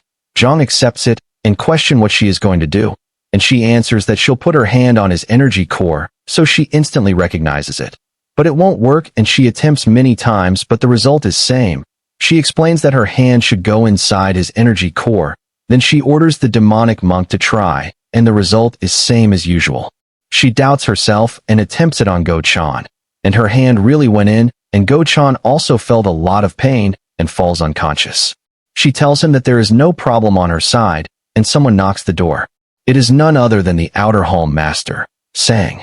Jong thinks what business does Outer Home Master had with him. Sang is one of the most loyal subordinates to the Mock Sword Manor who's been serving for 2 generations. His beliefs are very firm that even the elders trust him too. People say the one who has Sang's support with him is sure to become the next patriarch. Currently, he has the greatest influence in the manor. He enters into Jong's room and Jong asks what's the matter. Sang firstly apologizes to Jong that he is unable to protect him during the recent incident. Jong acts very kindly and expresses that he is completely fine. Sang gets up and tries to put his hand on Jong and stands still for a moment. He tells Jong that he is glad now Jong is fine and questions him about the dagger Sang gave him last time. Jong don't know what to answer, and Sang tells him that he gave it for self-defense when the manor master fell unconscious. Jong looks back to check Go-chan, but he is unconscious. Jong recalls that he stored it in his drawer. Sang tells that's good and he thought that the 3rd young master lost it. But Jong again states that no matter how much he thinks about it, he don't recall hearing that he had received a dagger. Sang speaks that's because he never gave it to him, and he instantly tries to attack Jong. Jong quickly jumps into the air and Sang states that Jong made 2 mistakes, and Sang seals all the acupuncture points of Jong. The first mistake is Mok Jungwoon always becomes arrogant to anyone who acts subordinate to him. Second is, after Mok Jungwoon got beaten up the 4th master, 3rd master always flinched when it looked like they were about to hit him. However, Jong is too tolerant, and he didn't flinch at all. Sang states that he got his meridian, so Jong is unable to move now and questions him to confess the truth about the 3rd young master. But Jong laughs and moves swiftly even after Sang blocked Jong's meridians. Sang is shocked, and Jong summons Blue Spirit. Blue Spirit instantly grabs Sang's heart, and she expresses that Sang is begging to be killed for his own foolish bravery. Blue Spirit understands that since life chi and death chi were opposite, and Sang used life chi to block Jong's meridians, his life chi would naturally scatter. So that means Jong really formed an energy core that no one had. Due to Jong's death chi, energy core in his body is resistant to acupuncture. But Blue Spirit tells that Jong identity is now found out, and that he won't be able to stay any longer. Jong is also depressed and he can't even kill Sang, because he is an Outer Home Master, so he plans something in that short moment, which is let demonic monk possess the Outer Home Master. Blue Spirit tells Jong that he really is a demon himself, and like that demonic monk slowly starts to possess Sang. Sang don't understand what is happening and asks who is Jong. Jong answers that he is the 3rd young master of the Mock Sword Manor. The sun rises and Go-chan wakes up too. Go-chan walks to Jong's room, and everyone on the way is formal with Go-chan. Go-chan seriously can't comprehend what's going on, and when he opens the door, he is astonished that the Outer Home Master Sang is in there. Jong orders Sang to take his leave now, and Sang even nods at Go-chan too. Jong informs to Go that he just arrived at the mealtime. But Go-chan is amazed about how did all of this happen. Jong replies that he tell him later on and notifies that Jong had something to ask Go-chan. Jong asks Go-chan to teach him martial arts of the secret manual. Go-chan is shocked again. Just a while ago Jong moves his body exactly as shown in the secret manual, but his movements aren't connecting each other. Blue Spirit states those must be ascended martial arts, and each movement contains the principle of ascension in it. To be clear, they contain the concentrated understanding to reach a higher level of prowess. Zhang asks that isn't it a good thing to reach level of prowess. Blue Spirit then fills into Zhang that an ascended martial arts cannot be understood without the fundamentals. An ascended martial arts is used to reach a higher level than their original limit, but if one don't have the fundamentals, it is impossible to use ascended martial arts. Coming back to present, Zhang briefs to Go Chan that he is unable to learn the methods in secret manual without fundamentals. Go Chan asks Zhang that is he going to become the manner master, and Zhang signifies it is only to defend himself, and Go Chan apologies that he is unable to teach him the fundamentals because the fundamentals are passed down to the clan members since old times, and only those who succeeded the name of the Mach clan and those who'd continue their lineage of the Mach clan could learn. That means only the manner master and young masters are the ones who know the fundamentals. Zhang cross-examines Go again. Go thinks that Zhang is antagonized by the other young masters, and there is a chance that Zhang's real identity will be revealed as a stand-in. Zhang stands up and decides there is only a single way for this. Zhang states there is only one person who could teach him fundamentals. Go asks Zhang to whom are they going to meet right now, and shocked after witnessing who it is. It is the fourth young master. While Zhang goes on to greet the fourth son, Go stops him from backside saying that Zhang and the fourth master were not on good terms, and Zhang says that he remembered that. Go expresses that he clearly remembered that day about the conflict between the fourth master and the third master.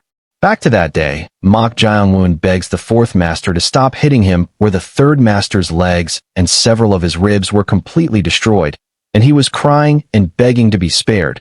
The fourth master despises the third master to that extent. And above all, he's a monster who reached the stage of ascendant just at the age of 16.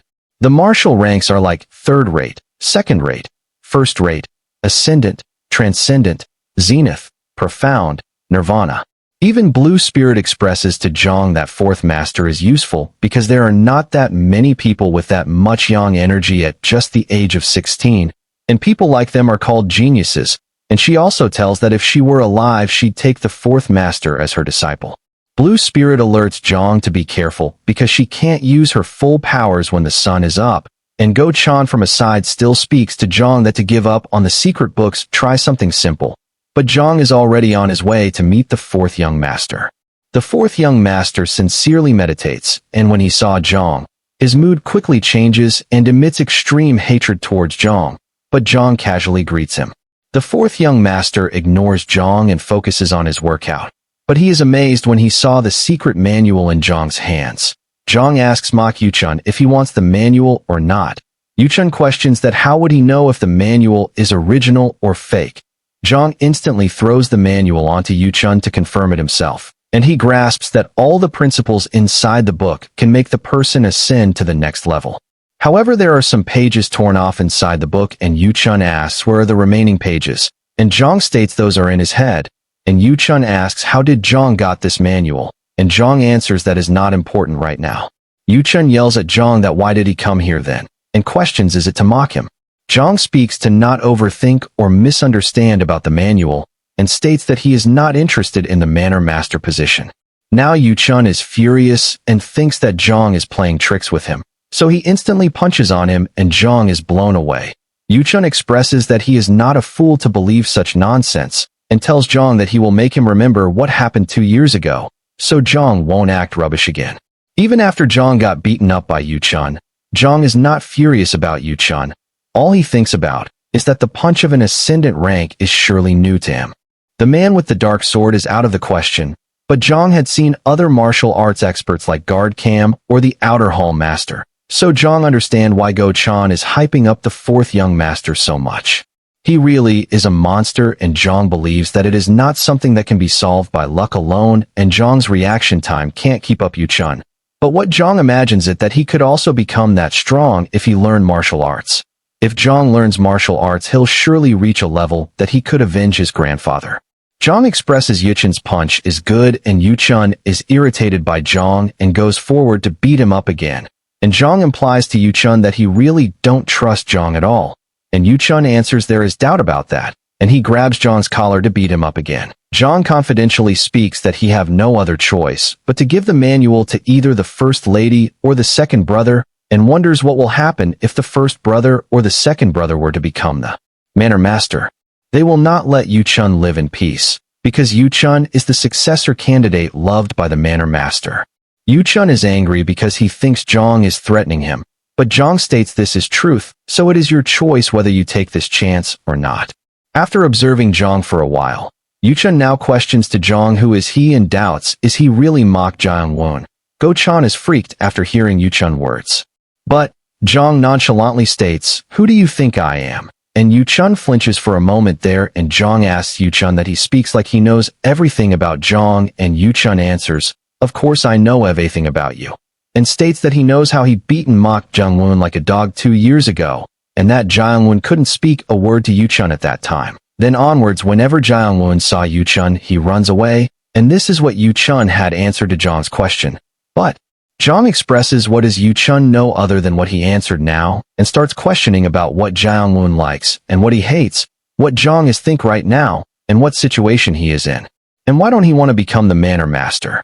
After hearing the surplus of questions from Zhang, Yu-chun silence for a moment and questions Zhang about what he knows about Yu-chun, and Yu-chun yells that it was because of Zhang that he is being labeled as an inferior son, and everyone kept their distance at Yu-chun and asks Zhang, why did he choose Yu-chun and someone better to negotiate with? Zhang simply responds to Yu-chun that there is no one better than Yu-chun. After hearing these words from Zhang, Yu-chun realizes that how he's been insulted and cast out for being an inferior son. He was lonely all the time and trained all those years so that someone would acknowledge him. At last, that someone is Zhang, and Yu-chun never even thought in his dream that he would be acknowledged by Zhang. Yu-chun always thought that Zhang hated him for what happened 2 years ago. Yu-chun is happy now and decides to change his behavior around Zhang. Now Yu-chun wants to listen about the negotiation Zhang started, and he's fallen into Zhang's hand now. After a while, both Zhang and Go gets back to their residence. Go was amazed as to he had no words to express Zhang's intelligence. Go has been wondering about how to convince the fourth master, but Zhang literally did far better than what Go expected. A while ago, Zhang had to come up with a plan since real mock Jiang-won knew basic martial arts, and Zhang demanded 3 requirements from Yu-chun, which are, Yu-chun should leave Zhang alone even after Yu-chun secured the Manor Master position. The second is to support Zhang financially, and Yu-chun is fine about the 2 requirements of Zhang. The third requirement of Zhang is that Yu-chun should teach him the basic martial arts of the mock sword manner. Go was worried that Yu-chun would be suspicious about Zhang, but Yu-chun didn't doubt Zhang at all. Yu-chun believed that Zhang forgotten the basic martial arts, and Yu-chun accepted to teach Zhang. Like that, Yu-chun taught Zhang the fundamentals without doubting anything. Even the genius Yu-chun took more than 2 hours to memorize the secret manual, but Zhang memorized it all just by listening to it once. Go is happy that he ended up with Zhang even though it wasn't what he had wanted initially. Go expresses that he was impressed, that he had such a plan upon his sleeve, and thinks that it is a shame that Zhang gave Yu-chun the secret manual. Zhang states that he didn't teach him properly. Go was surprised for a second there, and Zhang explains that he taught Yu-chun differently. Zhang made changes about every 13 or 14 characters, and that Zhang was afraid he might get caught, but he managed to get away with it. Go apprises to Zhang that if Yu-chun learned wrong martial arts, he might be incapable of martial arts, and worst case would be he could die from chi deviation. But Zhang doesn't care about it, and Go ascertains that Zhang is a devil. In the Phoenix Pavilion, a shaman named Reflection meditates, and the leader of the shaman states that they heard nothing about New Moon, and leader considers that she hasn't fulfilled her mission, and on top of that, she even betrayed the First Lady and exposed her. Because of that, the relationship between the pavilion and the First Lady have been cut. So the leader calls his beloved disciple to find New Moon and reveal the truth to bring back their image. Reflection accepts the mission. The place where New Moon has disappeared, Reflection arrives there to check what happened here, and finds a talisman which is half burnt. He can't believe that New Moon, one of the 3 most powerful shamans within the Phoenix Pavilion, faced such a cruel death. He realizes that something is off here and uses shamanism to check out what exactly happened here from the beginning.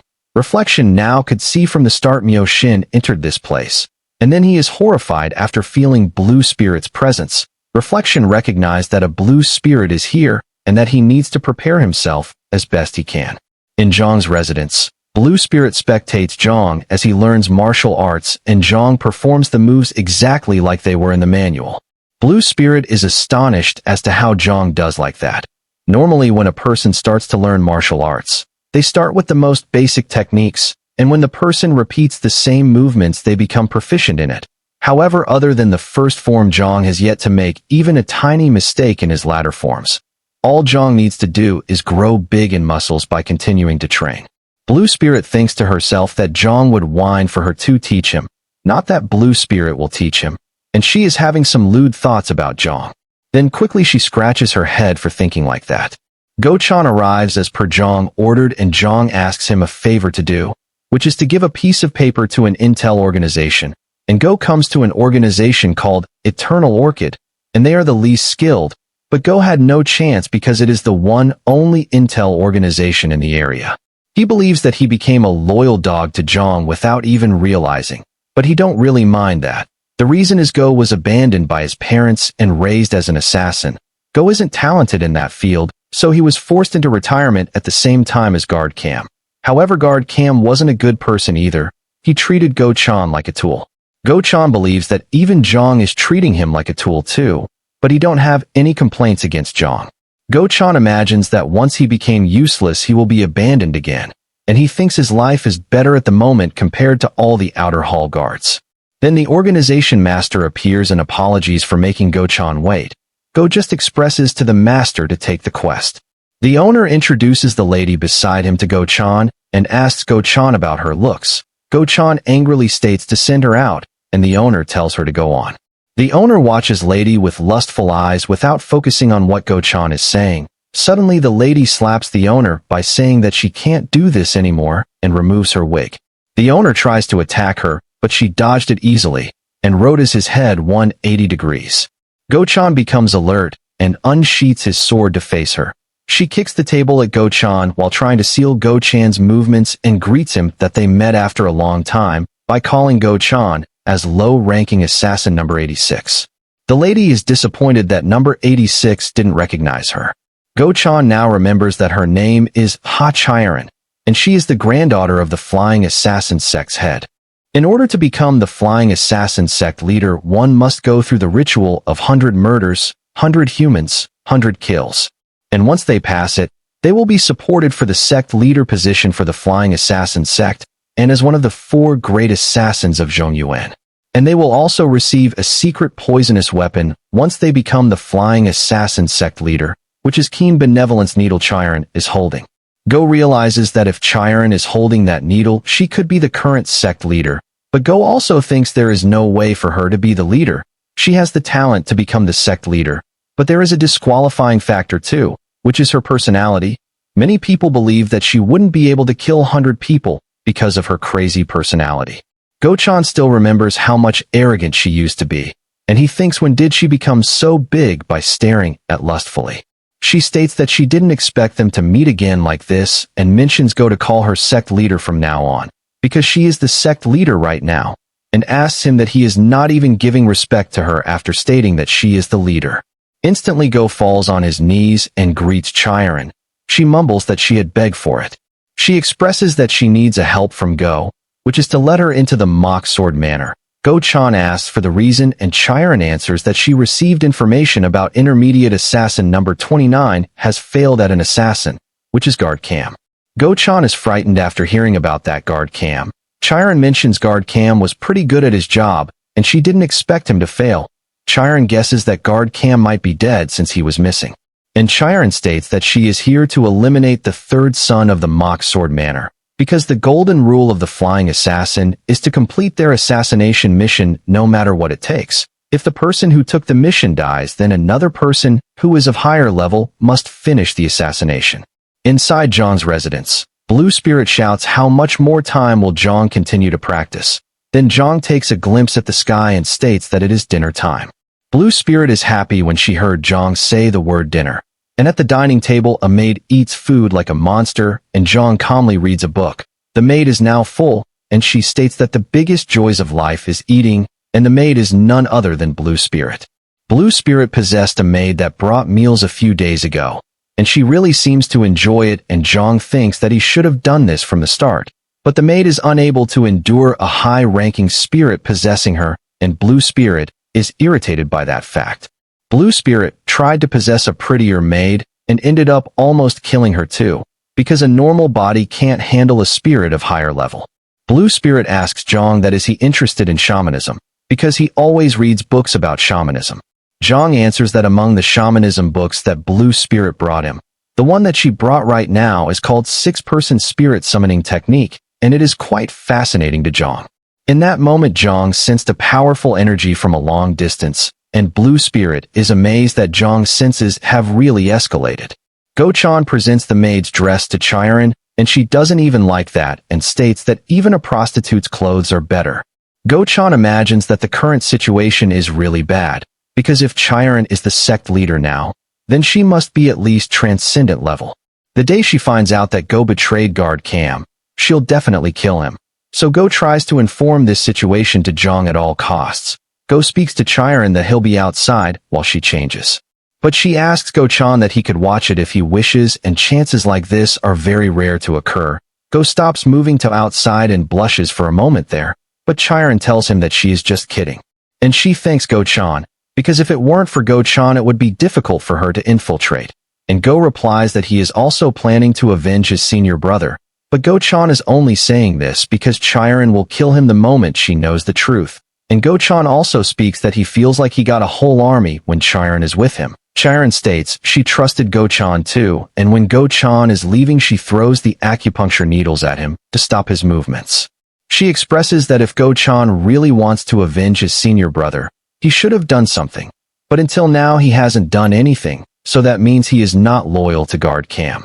And Chiron lets know Go-chan that it is funny watching him act like he's going to kill Mok Jang-won, when he's a piece of garbage that was basically forced into retirement. Go now comprehends that Chiron knows about everything. She declares that Go didn't change despite getting old, and he's still as stupid as always, and advises him that trash like him should just die. Go-chan thinks back to find out where did things go wrong for him. Is it because of Zhang killed the real third son, or is it because of Go-chan betraying guard Cam? At last he concludes to himself that all of this happened because he is weak. Cherian takes out her knife and says goodbye to Go-chan. Then Zhang uses his hand to break the wall and uses thought-shattering 8 techniques, ritual of attachment. To pull the knife Chiron is holding and barges into the room to save Go-chan. For the first time Go-chan thinks that Zhang is really cool. Chiron pulls Go-chan back and threatens Zhang by taking Go-chan as hostage. Go-chan is sure of himself that Chiron must have looked into Zhang's data, and it only states that he is terrible at martial arts. But now in front of her Zhang is even using skills like telekinesis. So right now she will think that Zhang is a transcendent martial artist too. But what Chiron don't know is that Zhang is a heartless demon that don't care the lives of others. Zhang raises his weapon and Go-chan closes his eyes by believing that he is going to die, but Zhang throws the weapon down and asks her to let Go-chan go. Zhang promises her that she'll be free if she leaves Go-chan safely, and he states that it would be a loss on his end if Go-chan dies. Go-chan is very touched by Zhang's words. Chiron states to Zhang that if he falls on his knees and begs her she'll spare him, and Zhang really is going to fall on his knees. This made Chiron shocked that Zhang is going that far just to save a guard, but stares at somewhere. He instantly picks out the weapon from the ground and rushes towards Chiron, but he looks at somewhere else and not on Chiron. And from backside Blue Spirit uses her spirit powers to attack Chiron, but she dodges quickly after sensing Blue Spirit's energy. Chiron can't see anything there, however she forgotten something, which is Zhang, and he immediately launches the knife. But Chiron even dodged that too, and Zhang takes the acupuncture needles from Go-chan instantly. Chiron is unable to understand that she could feel a strange energy but couldn't witness it. However, one thing is certain for her after Zhang launched the knife, which is Zhang's weak and not a transcendent martial artist. So she quickly rushes towards Zhang by taking out her master weapon, which was given to only the sect leaders. Zhang uses his ritual of attachment to pull that needle from Chiron, but the needle was made to kill the target even if it is an expert martial artist, and Zhang's movements suddenly stopped when the needle reached near to him. It has happened because the needle was specially made to pierce those with immense inner energy. Therefore, it is not affected by inner energy like ritual of attachment. Go-chan gets up at that moment and jumps in front the needle to save Zhang, and everyone was shocked by his ultimate sacrifice. Zhang is now ultimately enraged that Go-chan ended up like that, because after his grandfather Zhang spent most of his happy time with Go-chan only, so he commands Blue Spirit to take Chiron life at all costs. Chiron uses the normal needles to stop Zhang, but he uses ritual of attachment to control the needles and attacks her with the needles she used. Blue Spirit states that should have died while Blue Spirit was being nice to her. Then Blue Spirit takes Chiron to her blood world, and there Zhang informs her that it was a bad move to enrage him. And Blue Spirit took her life without any marks or bleeding. Go-chan is in a bad state, and he coughs up blood. Zhang is witnessing Go-chan in a sad way, and he notifies him that Zhang thought they would work together for a while, and questions Go-chan why did he do something like that. Go-chan answers that he fulfilled his duty as a guard and Zhang tried to protect him, so Go-chan can't betray Zhang. Zhang is the only one who didn't abandon him all his life and slowly passes away by stating that he is now happy because of Zhang. Zhang feels extremely sad about Go-chan, and Blue Spirit possesses the body of Chiron by expressing that Chiron body is young and pretty. But even Chiron body couldn't handle the power of Blue Spirit, and she is irritated by that. But even she is sad that Go-chan passed away. There would have been a chance if Go-chan became a vengeful spirit, but he didn't have any regrets in his life, so he didn't become a vengeful spirit. Zhang states that according to the 6-person summoning technique, a vengeful spirit can be born from hatred, but they can also be born when they die in a place full of regrets and death chi. Since Zhang's energy is made up of death chi, he plans to revive Go-chan by making him a vengeful spirit. Zhang starts the ritual to that by using different kinds of hand signs. Blue Spirit unfolds that a familiar spirit is born because Zhang used his own death chi, but the energy is too weak and Go might disappear at any time, and there is no vessel for him to enter. Then Zhang suggests Blue Spirit that they need to find one, and Blue Spirit understands that Zhang is planning to use Chiron's body. Go-chan feels that his consciousness is fading, and he feels powerless too, and he could still hear Zhang's voice lightly. And when he opens his eyes, Zhang is in front of him. Go-chan asks Zhang that how is he still alive. Zhang explains that he used his death chi to revive him, and he became Zhang's familiar spirit. But even his energy is too weak, so they had no choice but to put Go-chan in any body Zhang could see, and they had only one extra body. So they had to put him in Chiron's body. Go-chan is embarrassed and shocked after witnessing himself. Now Go-chan is begging Zhang to let him out of Chiron's body, because it's a woman's body. However, Zhang states that Go-chan will vanish by the time Zhang finds a new body, and Chiron should be killed too. Now, Go-chan is scratching his head, because what Zhang stated is right. The Flying Death School will be furious after hearing Chiron's death. Blue Spirit is angry because Go-chan had taken the body she liked. Go-chan is shocked after witnessing Blue Spirit for the first time. Go-chan can feel the energy of Blue Spirit now that he also became one, and he could also realize the status of their power level. Go-chan now understands that, if Zhang is with Blue Spirit all the time, it shows how great Zhang is. Blue Spirit notifies to Go-chan that he should be happy for what he got, but Go-chan answers that he is a man. Blue Spirit instructs that Go-chan is still thinking like a mortal, because now Go-chan has risen from second-rate to ascendant martial artist in a single day. Then Zhang instantly tries to kick Go-chan, and Go-chan dodges it quickly without even realizing. Now Go-chan understands that he really is lucky for getting a body like Chiron. Blue Spirit asks Go-chan that he is satisfied or not, and he still replies that he is a man. Blue Spirit funnily says that Go-chan can do all kinds of dirty things to Chiron's body, and Go-chan argues that he wouldn't do something like that. Zhang tells Go-chan that he will transfer Go-chan again when the opportunity arrives. Then a guard arrives to address Zhang about a good news, which is the Manor Master has woken up. The shaman called Reflection has reached the mock sword manor with his Kamamorio, and is now spectating Zhang's residence from afar, and he deduces that it is not an ordinary job due to a domain has casted, which is powerful enough to catch Reflection the moment he steps in. Then he detects a person in front of a door, and it is none other than the first young master, Mok Young-ho. Young-ho is full of alcohol, and he can't even stand properly. The guard informs to Young-ho that all the young masters are gathering now, that the Manor Master has woken up.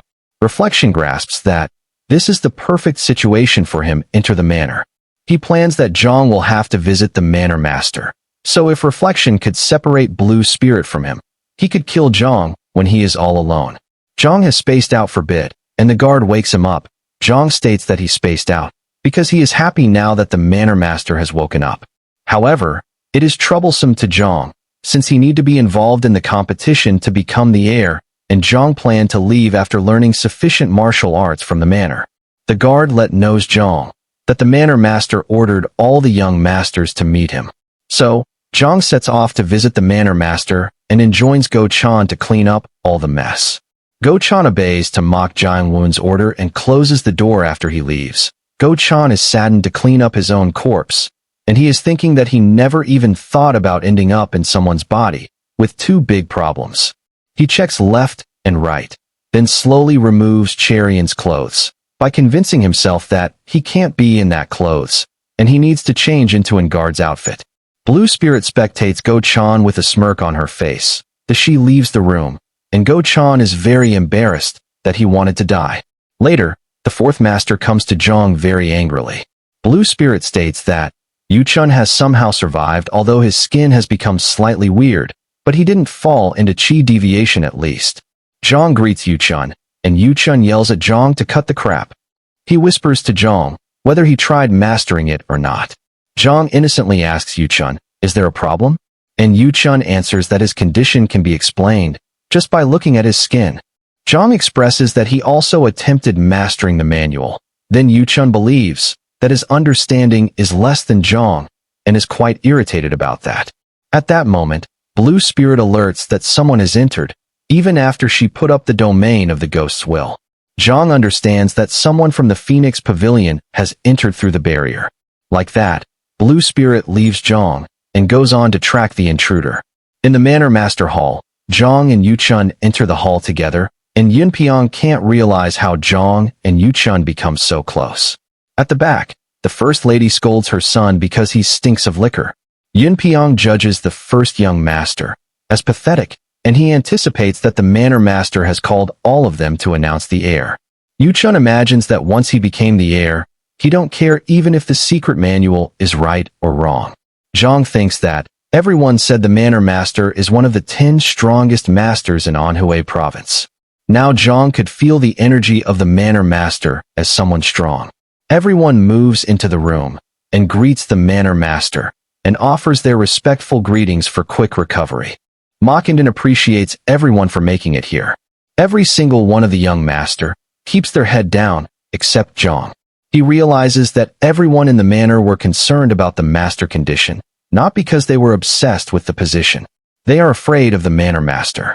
Even though Mockingjin was surrounded by murderous energy all this time, he doesn't even look fragile at all.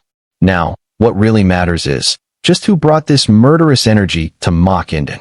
At the outer hall martial artist's residence, a guy who is big enough like Hulk has understood that Mockingjin is freed from the murderous energy.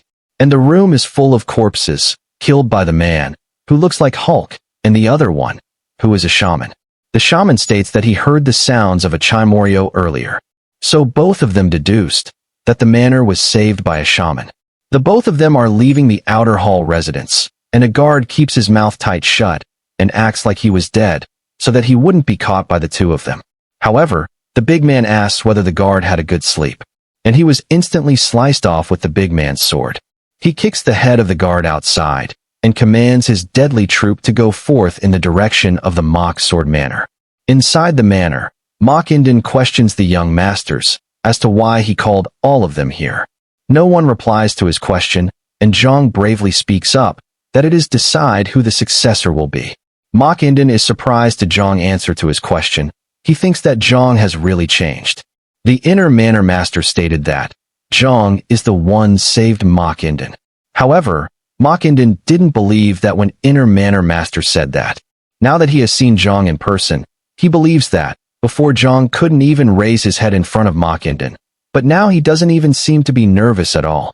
Then Mockingjin decides to test all the young masters to check whether they are qualified to inherit the master position or not. Zhang raises his hand and apologizes to Mockingjin that he'd like to decline taking the test. Everyone has been stunned by Zhang's words. Yunpyong is happy now that things have been easier for him. Ma Qinden demands an explanation for Zhang's words. Zhang responds that he is not good enough to take the master position because he thinks he lacks in many aspects in comparison to his younger and older brothers. Zhang briefs in that he neither has talent nor has achieved something great, so he believes that he is not qualified. Ma Qinden laughs very loudly and thinks to himself that Zhang has changed so much. There is no arrogance in him, nor Zhang has any greed for the position. Ma Qinden speaks while removing his upper garment, by saying that Zhang has saved Ma Qinden when the shaman is possessed, so that means that Zhang is qualified for that position too. Everyone startled after witnessing Ma Qinden's lost arm. Yun Piang is dumbfounded that he heard about Zhang did something when Ma Qinden was in danger, but he didn't think it was something this great. Zhang is stunned after Ma Qinden opened his upper garment, because when Zhang's grandfather has died, he recognized a sword mark on his grandfather's chest, which is the exact mark that Zhang gave to Go Chan to inquire about it from the intel organization. That mark was also engraved on Zhang's body when he was fighting the man with a hat. Zhang finally found a clue about that mark. However, Zhang felt a sensation from outside and turns his head to the right side. Ma Qinden didn't understand why Zhang is looking away while he was speaking. Then suddenly, Ma Qinden felt that sensation too. He is flabbergasted as to what is happening on outside. Then, a guard opens the door and informs Ma Qinden that there is a massacre going on the outside. The guards are standing their best to keep the ambush at bay, but there isn't enough manpower to block the enemy's troop. The big man walks ahead with his blade and breaks the main door with a single strike. The force is enough to make the guards blow away. The big man commands his troop to find their object. The reflection shaman spectates the ruckus from aside by making himself invisible to others. He thinks that he wouldn't be able to eliminate Zhang at this rate. Then, the shaman who is with the big man releases high chi from backside, and reflection is terrified by the immense power. The shaman starts chanting the spells, and instantly, he breaks reflection's invisibility. The shaman grasps reflection's neck and questions reflection that, is he one who dispelled Ma Qinden's murderous energy? Reflection recognizes the shaman in front of him as moon-level shaman at the least. He mutters that there is a misunderstanding, but the shaman doesn't care about that, and tightens his grip more by stating that Reflection has disrupted something made by Origin Death Pavilion. Reflection realizes that Origin Death Pavilion is a group of shamans that is working under a huge organization, and Reflection dies like that. The big man asks what the shaman is doing, and the shaman replies that he was exterminating an insect. The big man orders the shaman to quickly find their object, and the both of them are on their way to meet Ma Qinden to retrieve the treasure of their association. Ma Qinden is on the rooftop and announces that the enemy is ready to throw away their lives the moment they set foot in Mock Sword Manor. Ma Qinden commands the young masters to follow him. However, Zhang unfollows Ma Qinden and moves onward a different direction. Zhang is thinking that, by the time he found a clue about his grandpa's death, something like this has happened. Zhang recognizes there is death chi here, and an enemy attacks from behind, and Zhang quickly catches the sword and kills him in an instant. He understands that due to this war, there is grief, pain, despair, and suffering, and a lot of people are dying, which creates a lot of death chi. This is a feast for Zhang, however it is dangerous for him to circulate his chi here. Then, our Go-chan appears at that moment to check on Zhang's condition. Zhang expresses that Go-chan came at the right time, and asks him to guard Zhang for a bit, so that he could circulate his chi. Go-chan is stunned about Zhang's request. Now, Zhang slowly starts to circulate his chi, and he believes that the death chi present here is 3 times more than what he absorbed from the Chimorial. Go-chan takes care of all the enemies that are targeting Zhang. He thinks it would be better to have some reinforcements. Then, the Outer Hall Master arrives. Go-chan remembers Zhang saying that Outer Hall Master is also possessed by another spirit. But, Demonic Monk stands straight without moving at all, and a line appears in between Demonic Monk's body. He was sliced in half by the big man. The big man is fascinated that someone is circulating their chi in the middle of this commotion. Go-chan is trembling in fear. All his senses are warning him, even though Go-chan is now transcendent level martial artist. Go-chan yells at Zhang to wake up, but Zhang is sincerely circulating his qi. Go-chan thinks that if Go-chan now forcibly wakes Zhang up, he'd fall into qi deviation. And it's not like Go-chan could stop that monster. The big man swiftly get passed through Go-chan, and he wonders that Zhang's qi circulation is abnormal. He plans to confirm it by patting Zhang with his large blade. Go-chan couldn't control his emotions and jumps to fight that big man. He searches through Charon's memories if there is any useful attack he could use on the big man. Go-chan uses Flying Death Arts, third form. The big man appreciates Go-chan that he is rather fast and moves his blade towards Go-chan. Go-chan rotates his body in the midair. But the big man attacks Go-chan with just flicking his finger. Go-chan falls down, and he couldn't move at all. The big man takes a closer look at Zhang, and he moves his blade quickly. Then, Mach-Inden enters the scenario to save Zhang and blocks the big man's swing. However, even Mach-Inden coughs up blood by that swing.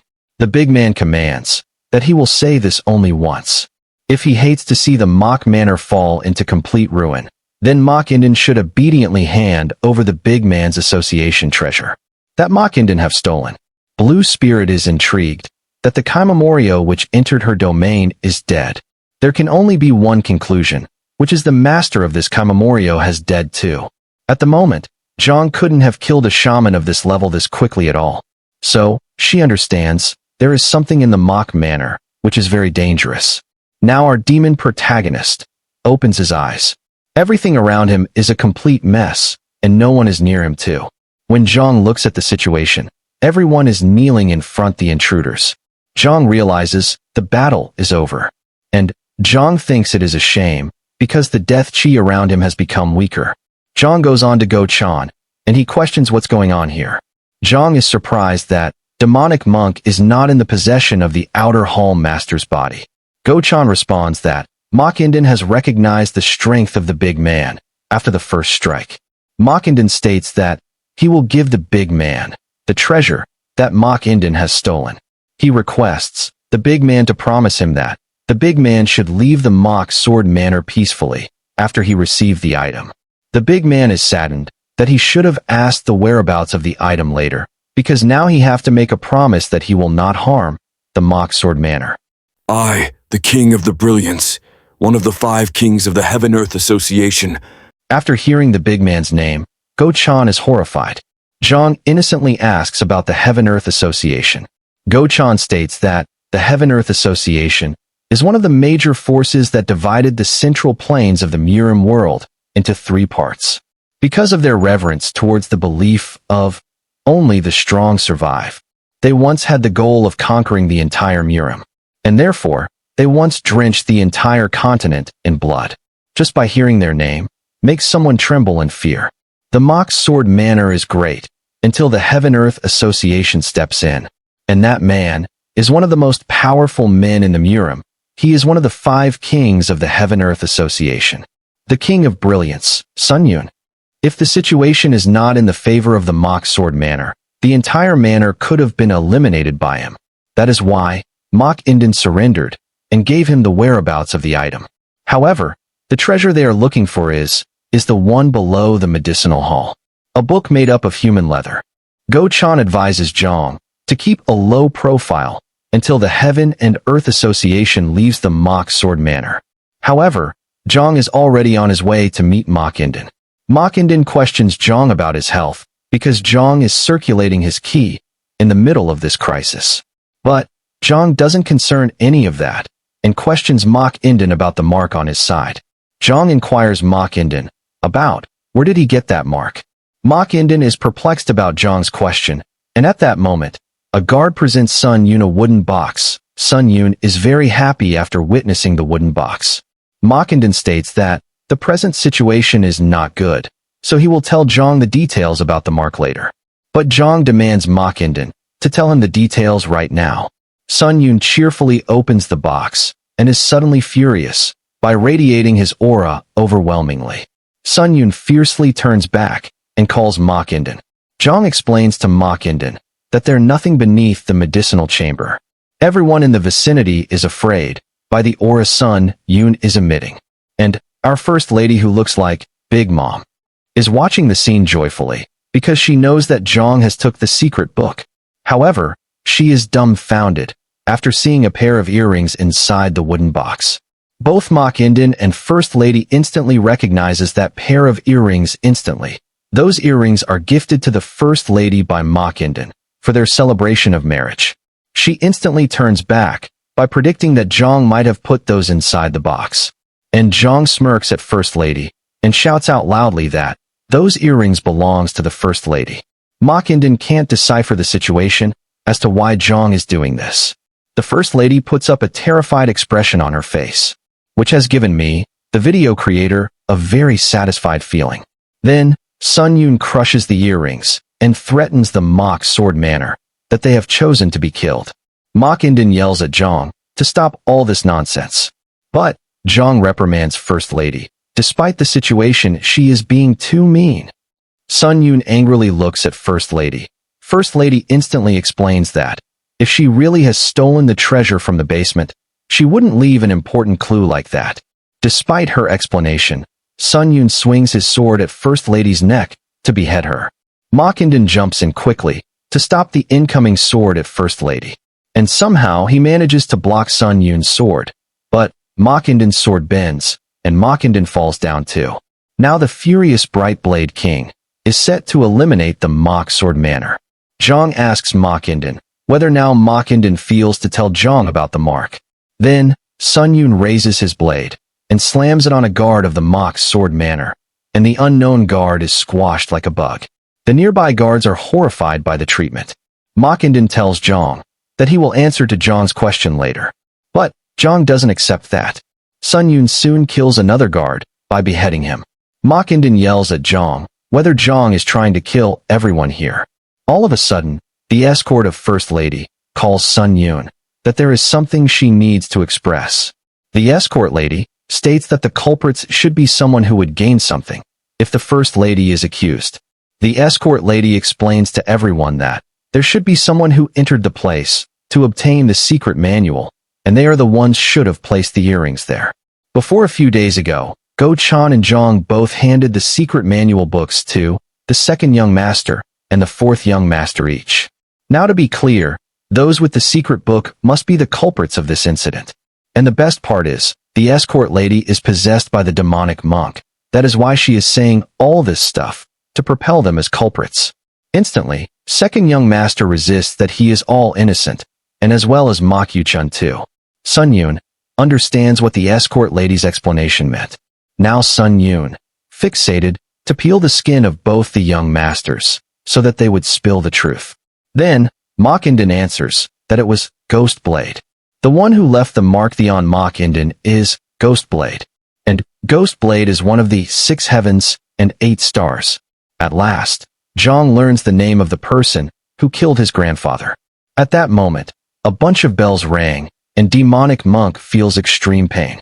From above floor, the shaman realizes that an evil spirit is causing troubles here. Zhang instantly recognizes the shaman as dangerous. The shaman prepares to exorcise the demonic monk.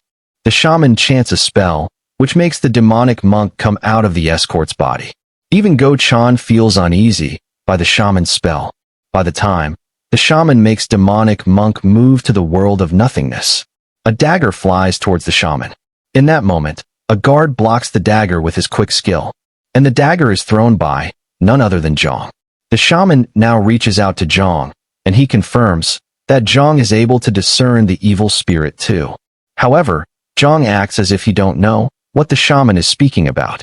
Zhang launched the dagger to protect demonic monk, because it is a waste to lose someone like demonic monk. Zhang can sense the strength of the shaman. The shaman is a formidable monster, close to Sun Yun. By Zhang's response, the shaman thinks to exterminate demonic monk. Ordinary people are unable to see what is happening right now. For a martial artist, talent is required to reach higher realms. But for a shaman, talented people are very rare. And even in that fewer people, the people with an eye that can see the demonic spirits clearly are even rare. Other aspects for a shaman can be bettered through training, but one cannot train to see demonic spirits. In other words, Zhang is born to be a great shaman. Even the shaman present here doesn't possess the talent to see evil spirits. However, Zhang still denies that he don't know what the shaman is speaking about. After hearing Zhang's response, the shaman makes a move to reveal Zhang's ability.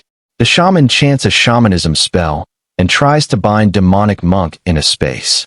Practically, demonic spirits don't follow or obey humans' orders, but the demonic monk is moving according to Zhang's wishes. Even this powerful shaman is surprised for Zhang's outcome. Then, Zhang also starts to make some hand signs, and they are the same hand signs that the shaman used to bind demonic monk. The shaman is dumbfounded, and a layer starts to form inside the binding spell. Instantly, another layer is formed and makes the demonic monk free. The shaman is shocked and asks Zhang whether he learned shamanism. Zhang unknowingly questions the shaman that, does one need to learn shamanism to do this? The shaman is astonished by Zhang's question. That, Zhang learned the spell just by spectating it once. The spell that the shaman used is known as 4-point binding chains. It is a high-ranking spell even among shamanistic arts. But Zhang displayed such a skill in a short moment. The shaman recognizes Zhang's talent, that not only Zhang's eyes, he has even more talent. The shaman laughs out loudly and releases the demonic monk from the binding spell. The shaman requests Sun Yun to give Zhang to him. Everyone is confounded by the shaman's statement. Sun Yun accepts the shaman's request and states that he will kill the rest. Mok Inden looks at Zhang with troubled expression. Zhang sighs down with an uneasy face because Zhang has promised to Mok Inden that he will save the Mok Manor if Mok Inden tells Zhang about the mark. Sun Yun raises his blade to eliminate the guards. Then someone asks Sun Yun to stop. It is our demon, Zhang. Zhang states to Sun Yun that he has the treasure that their council is looking for. Sun Yun warns Zhang that if he is making a lie, he would receive the punishment. Zhang cuts off Sun Yun's words and points his index finger to Zhang's head and states that the book is inside his head. Zhang states that he burnt the book too. However, Sun Yun laughs at Zhang's statement and informs Zhang that all the Orthodox sects a bunch of liars. Because it is not possible to burn the book at all. It is protected by something, and that is item the Heaven and Earth Society is looking for. Then, Sun Yun takes his blade out again and swings at Zhang's head. In that fleeting moment, Zhang responds to Sun Yun that the outer cover of the book is made of human skin, and it didn't burn. Suddenly, Sun Yun stops his blade and listens to Zhang's words. Zhang continues that the text inside the book, written in blood, burned normally though. After hearing Zhang's response, Sun Yun thinks that Zhang knows that the text inside is written in blood. Sun Yun threatens Zhang if he lies. The situation will be severe. According to Zhang's statement, Sun Yun thinks that only a handful of members in the association knows about this fact. And what's more unbelievable is that the people who've read the book all have died. But if Zhang is indeed telling the truth, it is not something to overlook. And there is a person who commanded Sun Yun to retrieve that treasure at all costs. Then, Sun Yun takes his blade and demands Zhang to utter the contents of the book to check whether Zhang is telling the truth or not. So Zhang plans to say 1 or 2 verses from the book, and his memory power is very good. When Zhang tries to start saying the contents of the book, red blood travels underneath his feet, and Zhang recognizes this as Blue Spirit's power. Blue Spirit calls Zhang, and when he looks back, Blue Spirit tells him that the moment Zhang speaks about the contents of the book, he will die. Zhang realizes that this is Blue Spirit's wrath. A wave of blood, large enough to cover the entire Mok Sword Manor, and to display such an illusion. Zhang can clearly understand this as Blue Spirit's wrath. And the wrath Blue Spirit is showing, aimed at Heaven and Earth Association. Zhang don't know the reason, but Blue Spirit deeply resents them. By the way Blue Spirit told Zhang not to utter the contents of the book, Zhang can realize that she hates that the association people were to learn about the secret book. However, if Zhang don't speak about the contents, death will befall both to Zhang and Blue Spirit. Unfortunately, until Zhang avenges his grandpa, he won't back down. Then, Blue Spirit speaks that she knows about Zhang's concerns. So, she tells Zhang to copy the moments that Blue Spirit will now demonstrate. Zhang imagines, if Blue Spirit displays a different stance compared to the book, his life will be done for. But Blue Spirit tells Zhang to trust in her. Zhang accepts it. Sun Yun questions Zhang's as to why he has not yet started speaking. Then, Zhang borrows a sword from a nearby guard and stands firmly in front of Sun Yun. In that moment, Blue Spirit takes out her hairpin and starts displaying a technique. Zhang exactly moves as Blue Spirit is showing to him. Then he speaks out a text and begins moving as Blue Spirit does. Sun Yun is stunned after witnessing the sword stances that Zhang is currently displaying. The comers of Sun Yun's lips slowly rose. And Sun Yun thinks, it really is marvelous, and there is not a single error in any forms Zhang is displaying. It is a graceful and a peerless sword stance. Sun Yun confirms that there is no doubt it. It is clearly the verse, which is said to have lost 100 years ago, the scriptures of the moon vein. Sun Yun is really impressed after witnessing the rebirth of the moon vein again like this. However, Zhang doesn't stop there and continues the remaining scripture too. Sun Yun suddenly flinches and stops Zhang, because it'll be troublesome if everyone spectates the other forms. Zhang questions Sun Yun whether Sun Yun confirmed it or not. Sun Yun agrees that he has confirmed it with a serious expression. However, now a new problem has arisen, which is Zhang has learned the moon vein scripture. This is a scripture one can't learn unless he is permitted. So, Sun Yun believes to extract the information in Zhang's head first, and immediately Zhang has to be eliminated. Then, the shaman reminds the promise Sun Yun made to him earlier, which is to leave Zhang in the shaman's hand. Now that Sun Yun thinks about it, Zhang really has done something that no one in the association has done so far. And the fact that Zhang has learned the moon vein with his low martial prowess, it should be called a rare talent that everyone wants to covet. Sun Yun imagines as to how to deal with Zhang to extract information. All of a sudden, Zhang attempts to slash his own head. Then instantly, Sun Yun grabs the sword from Zhang's hands and pushes him back. All the members present here were stunned by watching Zhang's crazy attempt. Zhang explains to Sun Yun that the book must be very important to the association after watching the reactions of all the people here. Sun Yun is bewildered by Zhang's action, because if Sun Yun hadn't stopped Zhang in that moment, Zhang would have really chopped his head off. Zhang states that he understood the value inside his head, and he don't plan to open his mouth so easily. Therefore, Zhang demands to take him as they wish. Everyone in the vicinity is confounded by Zhang's demand. Sun Yun asks Zhang that Zhang is planning to go to the Heaven and Earth Association. Zhang believes that the association people won't be able to extract information from Zhang with torture or threats by the action Zhang pulled earlier. So he plans to use them to leave the mock sword manor. Like that, a carriage is passing through the mountains, with guards protecting it, and inside the carriage, Zhang is taken as a hostage to the Heaven and Earth Association. But there is someone extra in that carriage, who is also taken as hostage. And that someone is our Mok Yuchun, our Zhang's experiment piece. The carriage is halted for a short bathroom break. Inside the carriage, Mok Yuchun is frustrated that he is also taken as a hostage. For hours ago, the King of Brilliance, Sun Yun, knocked out Zhang and dictated two things. One is for the mock sword manor to isolate itself for 10 years, and the other one was to take the successor hostage. For the Heaven and Earth Association, the term successor refers to the one who is the strongest, since the association values strength the most. Therefore, as the strongest of the siblings, everyone pointed at Mok Yuchun, and he was chosen to go as a hostage. Mok Yuchun always wanted to be acknowledged as the successor, and his wish is granted in this way. No matter how hard he tried, they sure have tied him up well. They even made sure to block his inner energy too. However, they didn't knock him like Zhang. I guess as the video creator, Sun Yun thought, Zhang would be crazy enough to do something if he is awake. Then, coming to the story, Mok Yuchun imagines, just this morning, he was hopeful with the possibility of becoming the manor master. But, now he is just a hostage. Mok Yuchun at that moment senses someone.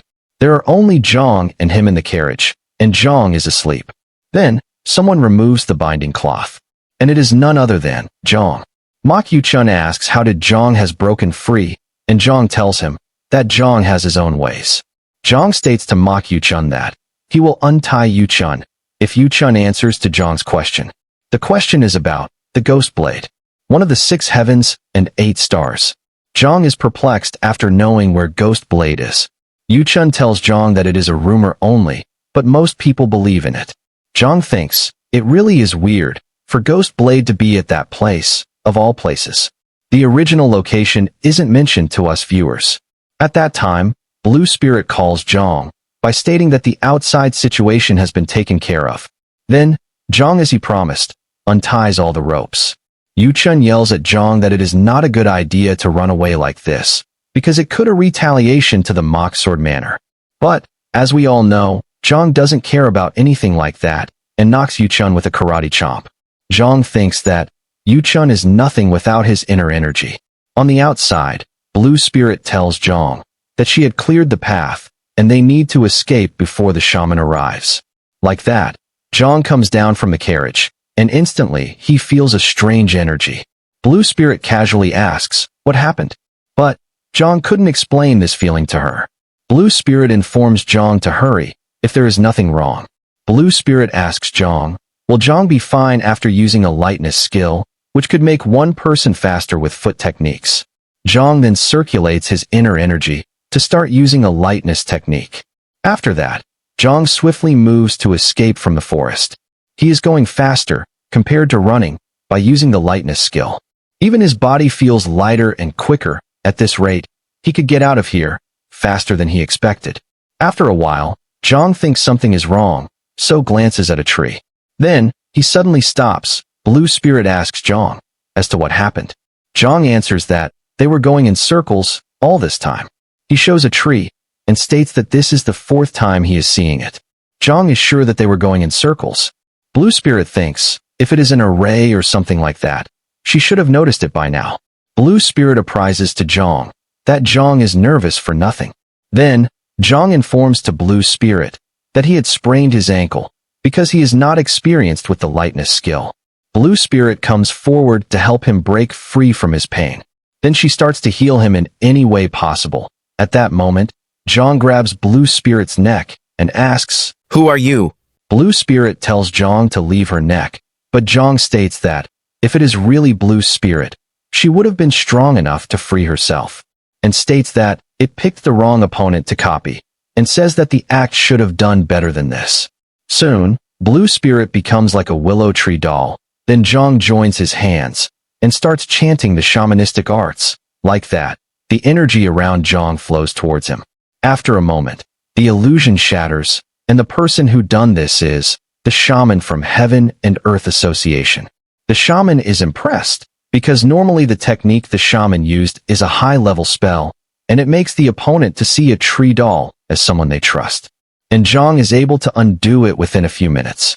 After all this, the shaman insists Zhang to become his disciple. Zhang ponders that the shaman is approximately 10 steps away from him, and there is no one around. So, as long as it is before the shaman could use a spell, Zhang has a chance to win. With this in mind, Zhang moves to attack the shaman, but the shaman already used a spell on Zhang. Then the shaman speaks that he is aware that Zhang might do something to him when there is no one around. So he put Zhang in the barriers nearby. If Zhang makes his way out of the barriers forcefully, his body will be torn to shreds. The shaman states that one needs to prepare themselves in order to face the world. And this is the first lesson that the shaman is teaching Zhang as his master. Zhang responds that he never agreed to become the shaman's disciple. Then the shaman throws a doll towards Zhang. After catching it, Zhang realizes that, no matter how much he look at it, he doesn't feel any energy from the demonic monk inside the doll. The shaman advises Zhang that it will be difficult to survive in Heaven and Earth Association without a higher-up's whims. So, the shaman offers Zhang to become his disciple. Zhang accepts to become his disciple, but he has a condition. The shaman asks what it is, and Zhang replies that the shaman needs to teach him. How did he put the demonic monk inside the doll? By sealing its presence. The shaman bursts out laughing, and speaks that it is not difficult to teach him. However, the shaman throws an alignment of beads, and tells Zhang to adorn himself with that, and to make oath. The oath Zhang needs to say is, I, Mok Jiangwun, son of Mok Indan, will become the disciple of Zhou Yuigong. Zhang asks, what will happen if he were to say those words? Then, the shaman Zhou states, once Zhang makes that oath, he won't be able to harm Zhou. Zhou made this decision because Zhang has tried to kill him and run away. Then, Zhang adores the beads and makes the oath as Zhou said to him. The beads of the cursed words. If someone makes an oath whilst wearing this bead bracelet, that person will be rendered unable to refuse the orders of the target they swore the cursed oath to. Later, Zhou passes a book to Zhang and states that this is a book of shamanism, specially made by Zhou. The spell that requested as a condition to become a disciple is also in that book. Zhang questions Zhou to release him from the spell he is in. Zhou answers that the method to dismiss the spell is also in the book that he gave. So, Zhou gives Zhang 2 hours of time to dismiss the spell, or Zhang will suffer a lot of trouble. Blue Spirit comes down from above and relaxes that finally Zhou has left. Zhang tries to grab her neck, but she dodges it effortlessly. She asks what Zhang is doing, and he tells her that he just made a simple check. Blue Spirit knows Zhang that it is funny to watch him in an illusion and going in circles. Later, Blue Spirit asks Zhang with a perplexed expression as to why did Zhang made an oath to Zhou. Zhang answers that he made the oath to obtain the book. Blue Spirit still can't believe that Zhang made such an oath just to obtain a book, which is unlike him. Then, Zhang easily removes the bracelet from his hand, and Blue Spirit is dumbfounded. Then Zhang responds to her expression that, according to the oath, he is neither Mok Jiang-wun nor the son of Mok Inden. Blue Spirit now asks, will Zhang escape now that he's free? But Zhang replies that he changed his mind. And thinking of being Zhou's disciple, Blue Spirit can't hide her bewilderment, and Zhang says he happened to hear something, which is, Ghost Blade might be in Heaven and Earth Association, and he is also one of the 6 heavens and 8 stars. It's a title referring to the strongest individuals in the Murim. The 6 people whose martial prowess is said to reach the heavens are known as the 6 heavens. It means only 6 people have achieved that stage so far. In addition to, the title 8 stars refers to the people whose martial prowess reached the pinnacle of humanity. It means only 8 people have reached that stage so far, and the 8 stars are a step below the 6 heavens. Ghost Blade is one of the 8 stars, and it has been 17 years since Ghost Blade's infamy spread. Ghost Blade has killed both righteous and evil sex faction people, so people don't clearly know whether he belonged to the Imperial family or the Heaven and Earth Association. So if Zhang goes to the Heaven and Earth Association, he could have a chance to meet Ghost Blade. That is why Zhang accepted Zhou's offer, so that he could infiltrate the association. Blue Spirit knows Zhang that it really is a coincidence, but it is all fated in the end. That's why Zhang and Blue Spirit both met, so that they could get into Heaven and Earth Association together. All of a sudden, Blue Spirit asks Zhang to become her disciple, and to bear her karma, and avenge her. Now that Zhang thinks about it, in the mock manner, Blue Spirit aimed her wrath at Heaven-Earth Association. Then, Zhang states that a lot of time has passed, and time should have avenged her. After that, Blue Spirit questions Zhang. Well, Zhang takes off his hand if a lot of time has passed. Zhang stays silently without any response, and that is the same for Blue Spirit. She can't forgive the bloodline of her enemy, or she can't be insulted by the covering of the truth. She wishes to wipe them out completely, until she can cover everything in blood. By the illusion Blue Spirit is creating right now, Zhang can feel how intense her revenge is. It is deep, cold, and dark. Zhang understands her feelings and accepts to be her disciple. In return, Zhang has a condition, which is to tell him the reason she desires revenge. Because Zhang don't want to be entangled in something that he don't know about. She tells him only one thing, which is the Heaven and Earth Association is born from 3 veins, and one of them is Moon Vein. Zhang assumes that Blue Spirit belongs to the Moon Vein. Zhang is just curious as to what happened for her to be holding her tongue so much. Zhang then formally introduces himself with his original name, Zhang. He wishes to be the fate of Blue Spirit, and becomes the disciple of Blue Spirit. Blue Spirit appreciates Zhang's will to become her disciple, with a mighty expression on her face. Then demands Zhang to call her master from now on. Zhang now states the second condition, which is that he will be omitting formal titles like master and disciple. Blue Spirit asks Zhang with a flustered face that Zhang greeted Zhou as master. Zhang, states that Blue Spirit is Zhang's familiar, so she should also call him Master. Because demonic monk always calls Zhang as Master. Blue Spirit turns around and leaves with an annoyed expression. Now Zhang plans to dismiss the spell and leave this place. Zhou on the other side is waiting for Zhang to appear. He thinks that Zhang is taking longer than he expected. He believes that it might be too much for Zhang in his beginning stages. Then, a foot appears in the nearby area. It is none other than Zhang.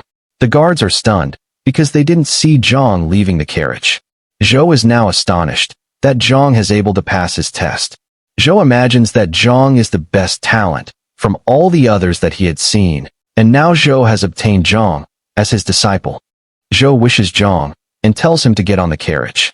Zhang speaks to Blue Spirit that they haven't get caught by Zhou. Blue Spirit is now inside the doll, and she feels uncomfortable inside the doll because if she moves just a bit, cracks started to appear on the doll. Zhang notifies that Blue Spirit will get a new vessel later. Until then, she needs to be patient. The real deal here is, Zhang is able to comprehend the entire book that Zhou handed to Zhang in an instant. If Zhou knows the fact that Zhang has comprehended the book this quickly, Zhou would faint on the spot. And like that, the carriage is moving to the Heaven and Earth Association, and we will enter into a new arc. Now, half a month has passed, and someone is tailing the association guards, and that is our Go-chan in Charon's body. After becoming Zhang's familiar, a string is formed to Go-chan and Zhang. And when Zhang is separated from Go-chan, Go-chan feels anxious, because if Zhang dies, Go-chan dies too. If Go-chan now wants to stick together to Zhang, he needs to infiltrate heaven and earth. And Charon's body has reached transcendent realm, and she is also an assassin. Now Go-chan searches her memories as to how he can infiltrate the association. In her memories, honey trap is the only solution, but Go-chan is flustered to do something like that. However, Go-chan can't decipher why they are not heading straight into the association, but taking a round trip around the entrance, with gathering all these adolescent children. Zhang Kami reads a book, and an escort announces that they have arrived. Zhang takes a peek from the window, and the Heaven and Earth Association is really massive.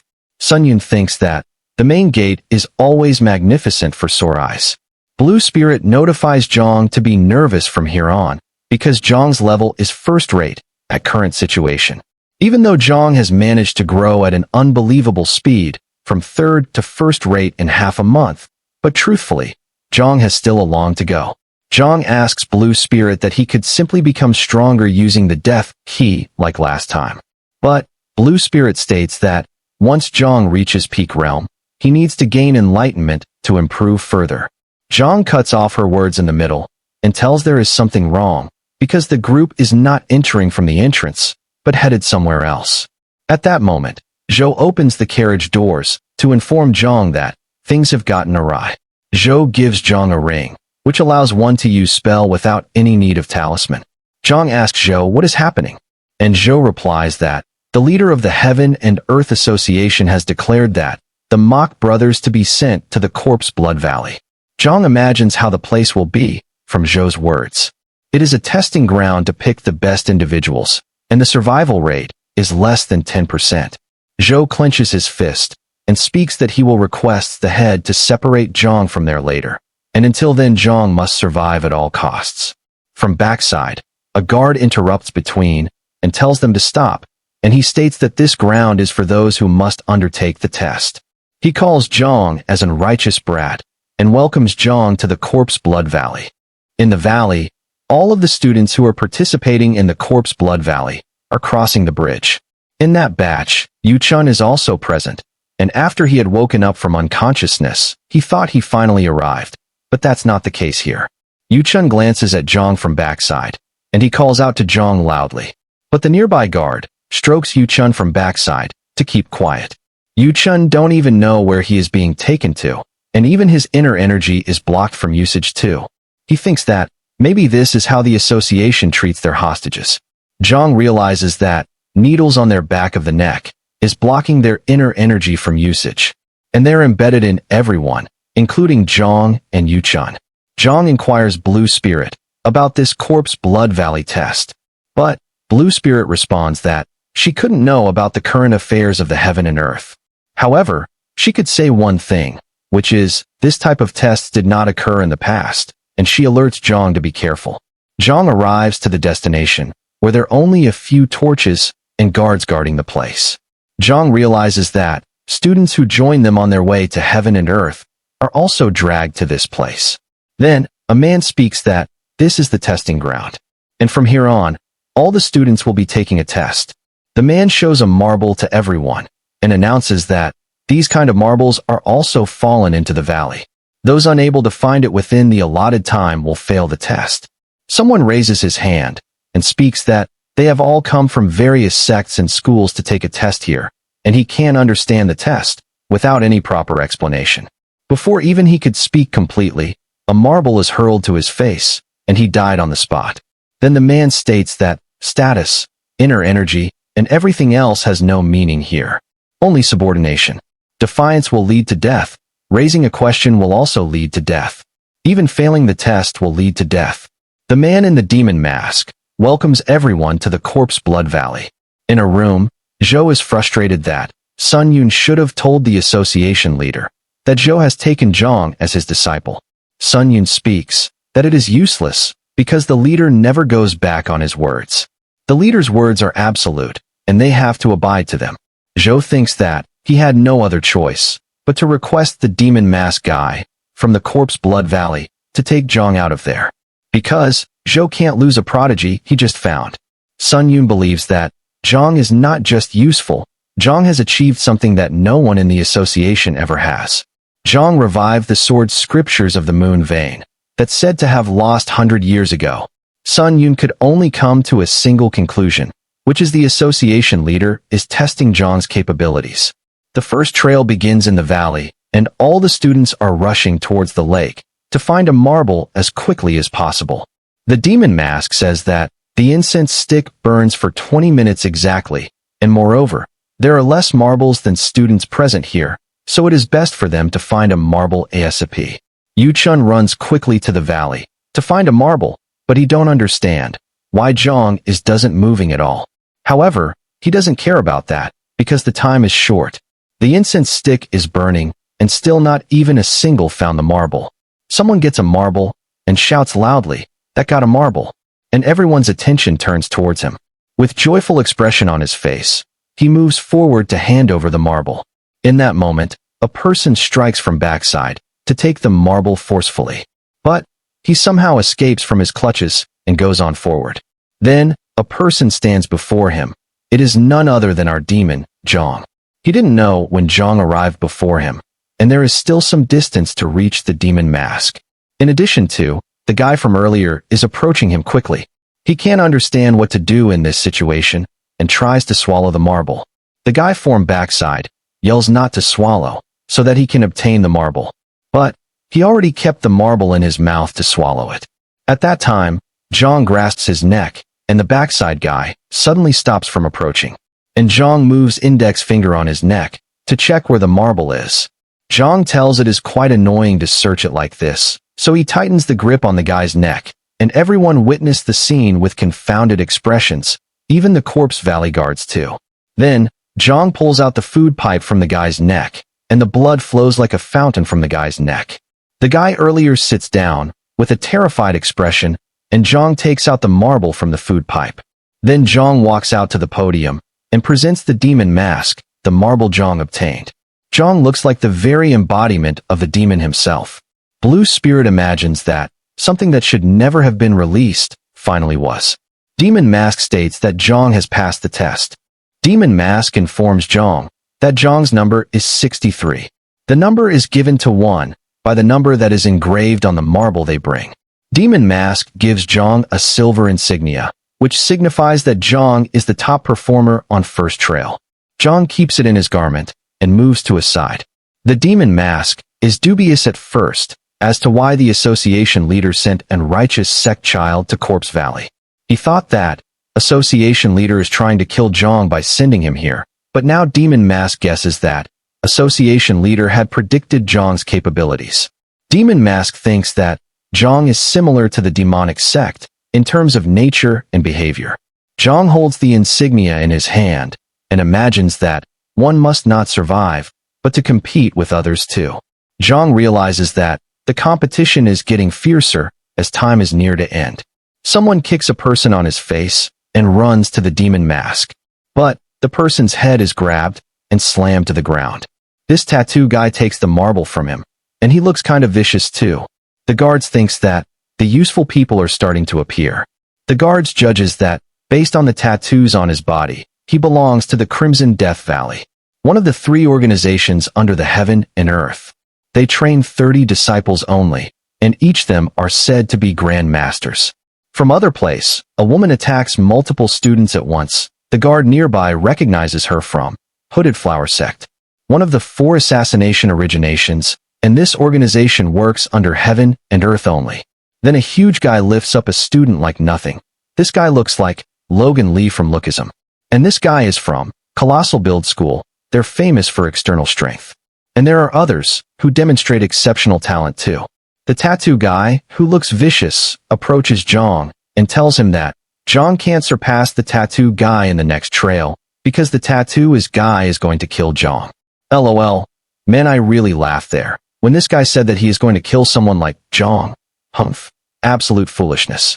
Like that, a lot of people have passed the first trail, and the incense stick is nearing its end. However, Yu-chun still had unable to find a marble. He thinks to plead the demon mask, that to leave him because he is a hostage. Then, someone with a marble is beheaded for raising a question against a guard. The fact is that that person took a random marble on the ground, which doesn't have a number engraved on it, and raised a question against the guard, so he is beheaded. At that time, someone points their finger at Zhang by recognizing him. Then the other person tells him that Zhang is a lunatic that ripped of someone's throat. But they don't understand what Zhang is doing.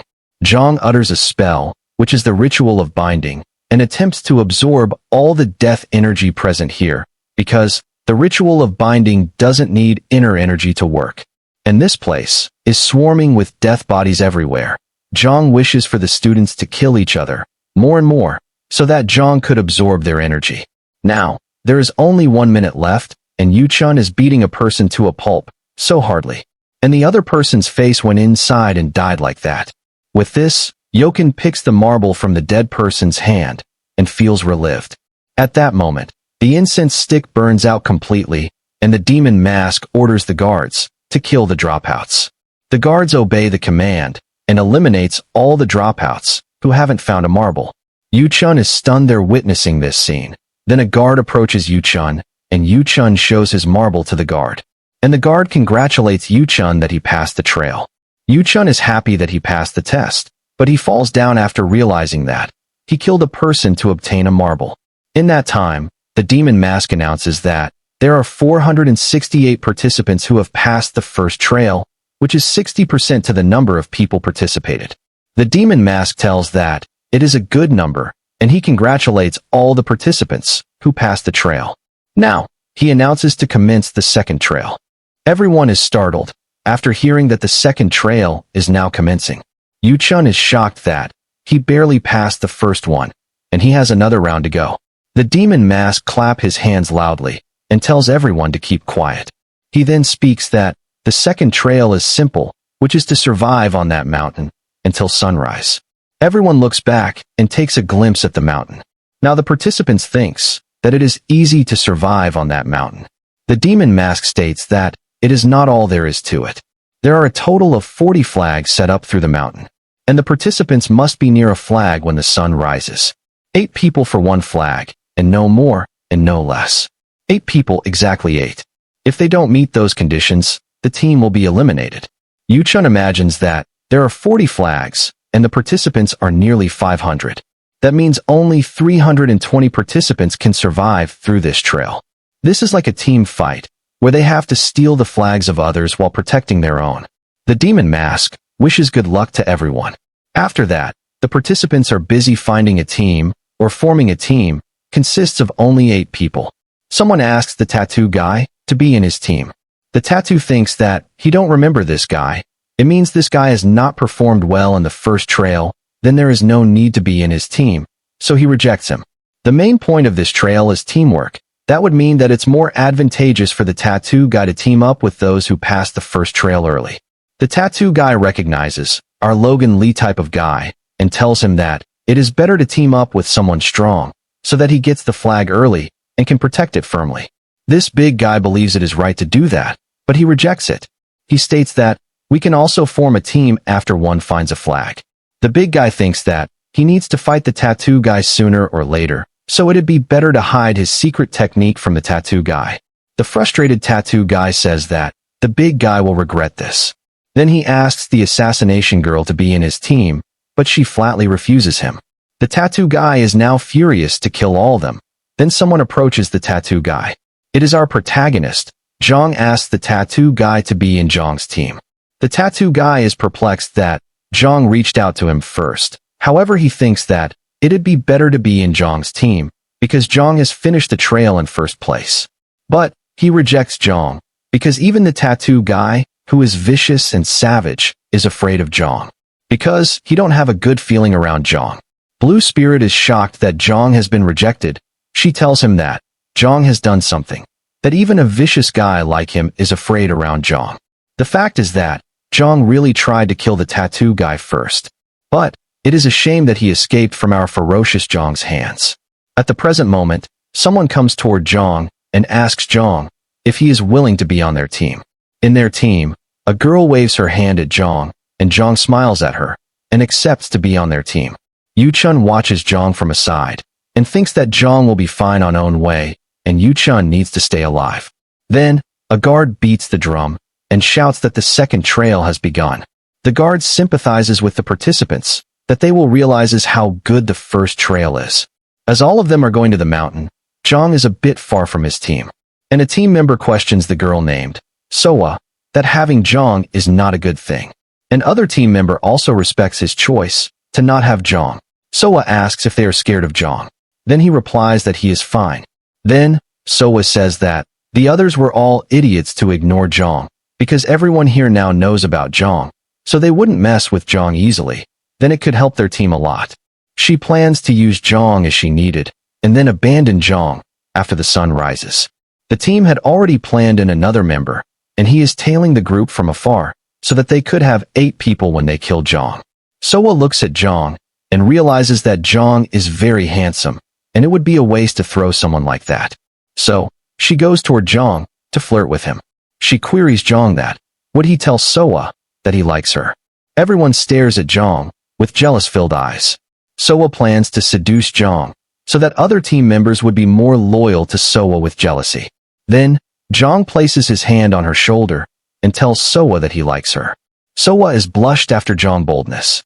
At that moment, Jong expresses to everyone that he likes Soa and everyone in front of him. In that fleeting moment, Jong twisted Soa's neck. Moreover, he challenges everyone to confront him. Everyone is perplexed and twisted with Jong's way of doing things. Jong then states to everyone that It is mealtime. Furthermore, he appreciates everyone for the meal.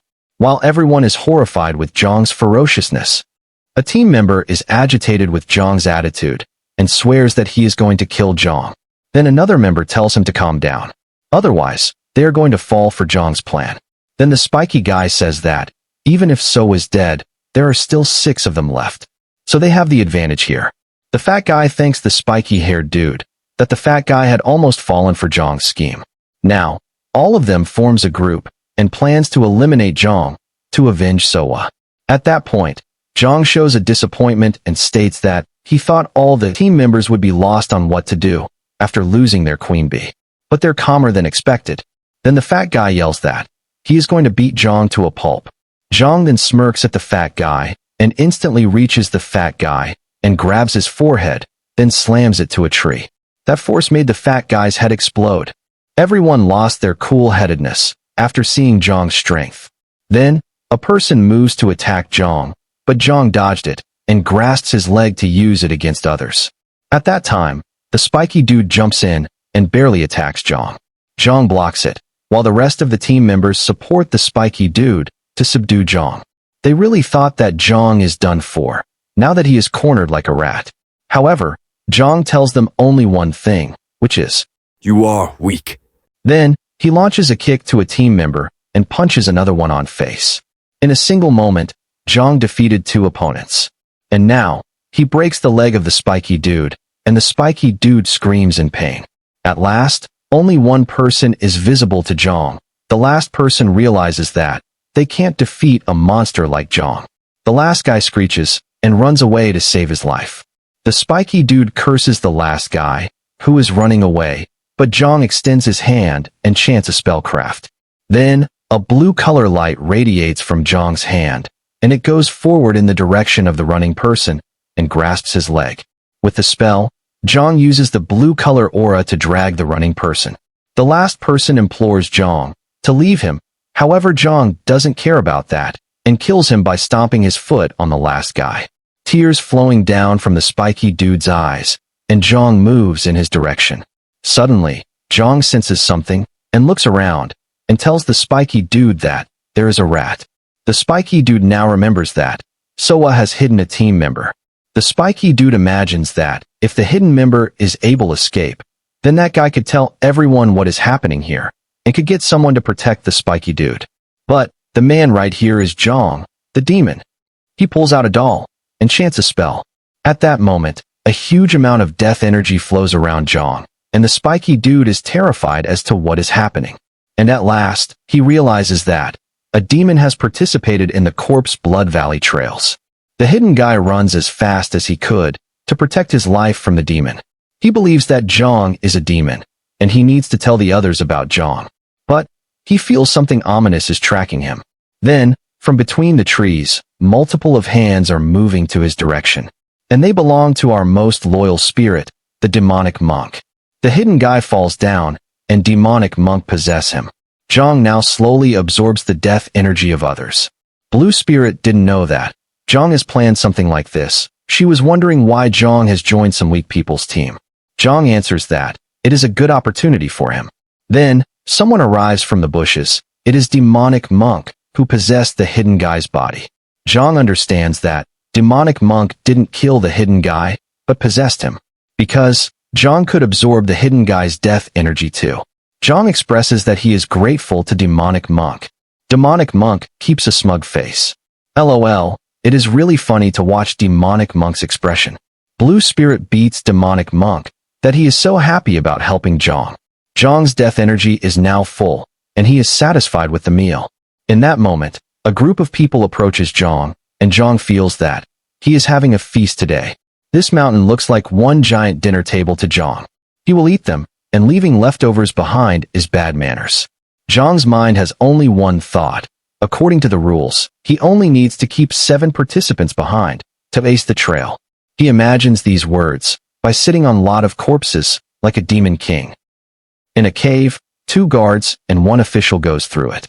The official is Demon Mask, and on the other side, there is an old man whose eyes are completely white. The Demon Mask orders the guards to stay here. Then he and the old man moves forward. Demon Mask questions the old man that the arrangement is finished or not. Old man replies that it is completed. And behind the bars, a being is prisoned, and Demon Mask guesses that this being is much more dangerous than the one they brought last year. To his guess, the old man speaks that it is not good to stay close, even if the being is prisoned, because those who haven't fully developed are still disastrous beasts. Then the old man calls the being as the Hunter of the Weak. It is a Chimorio brought from the Northern Sea, and it feeds on the people who it thinks is weak. The Demon Mask states that once he gives the signal, release the Chimorio. Jong has found a flag and thinks it is a bit difficult to carry it around, as the flagpole is connected to some hunk of metal. So, Jong attempts to break it, and he saw something unusual, that there are words written on the flagpole. He reads out the words, so that Blue Spirit could understand them. After hearing them, Blue Spirit mentions it is a sword formation.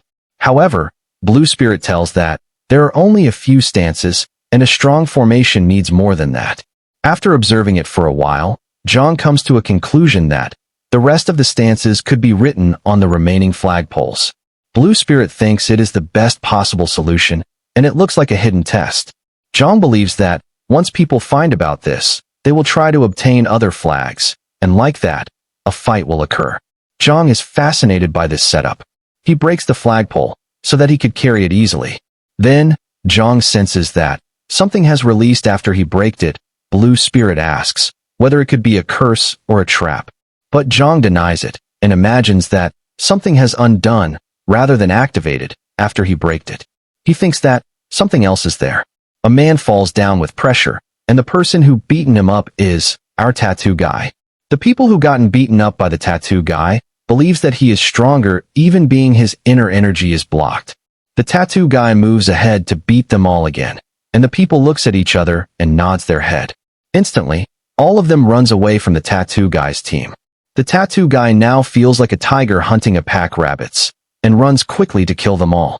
He states that he is going to kill the fallen team members, and display their heads to show others his attitude. Then, the guy ahead of the tattoo guy suddenly stops, and is killed by the Chimorio.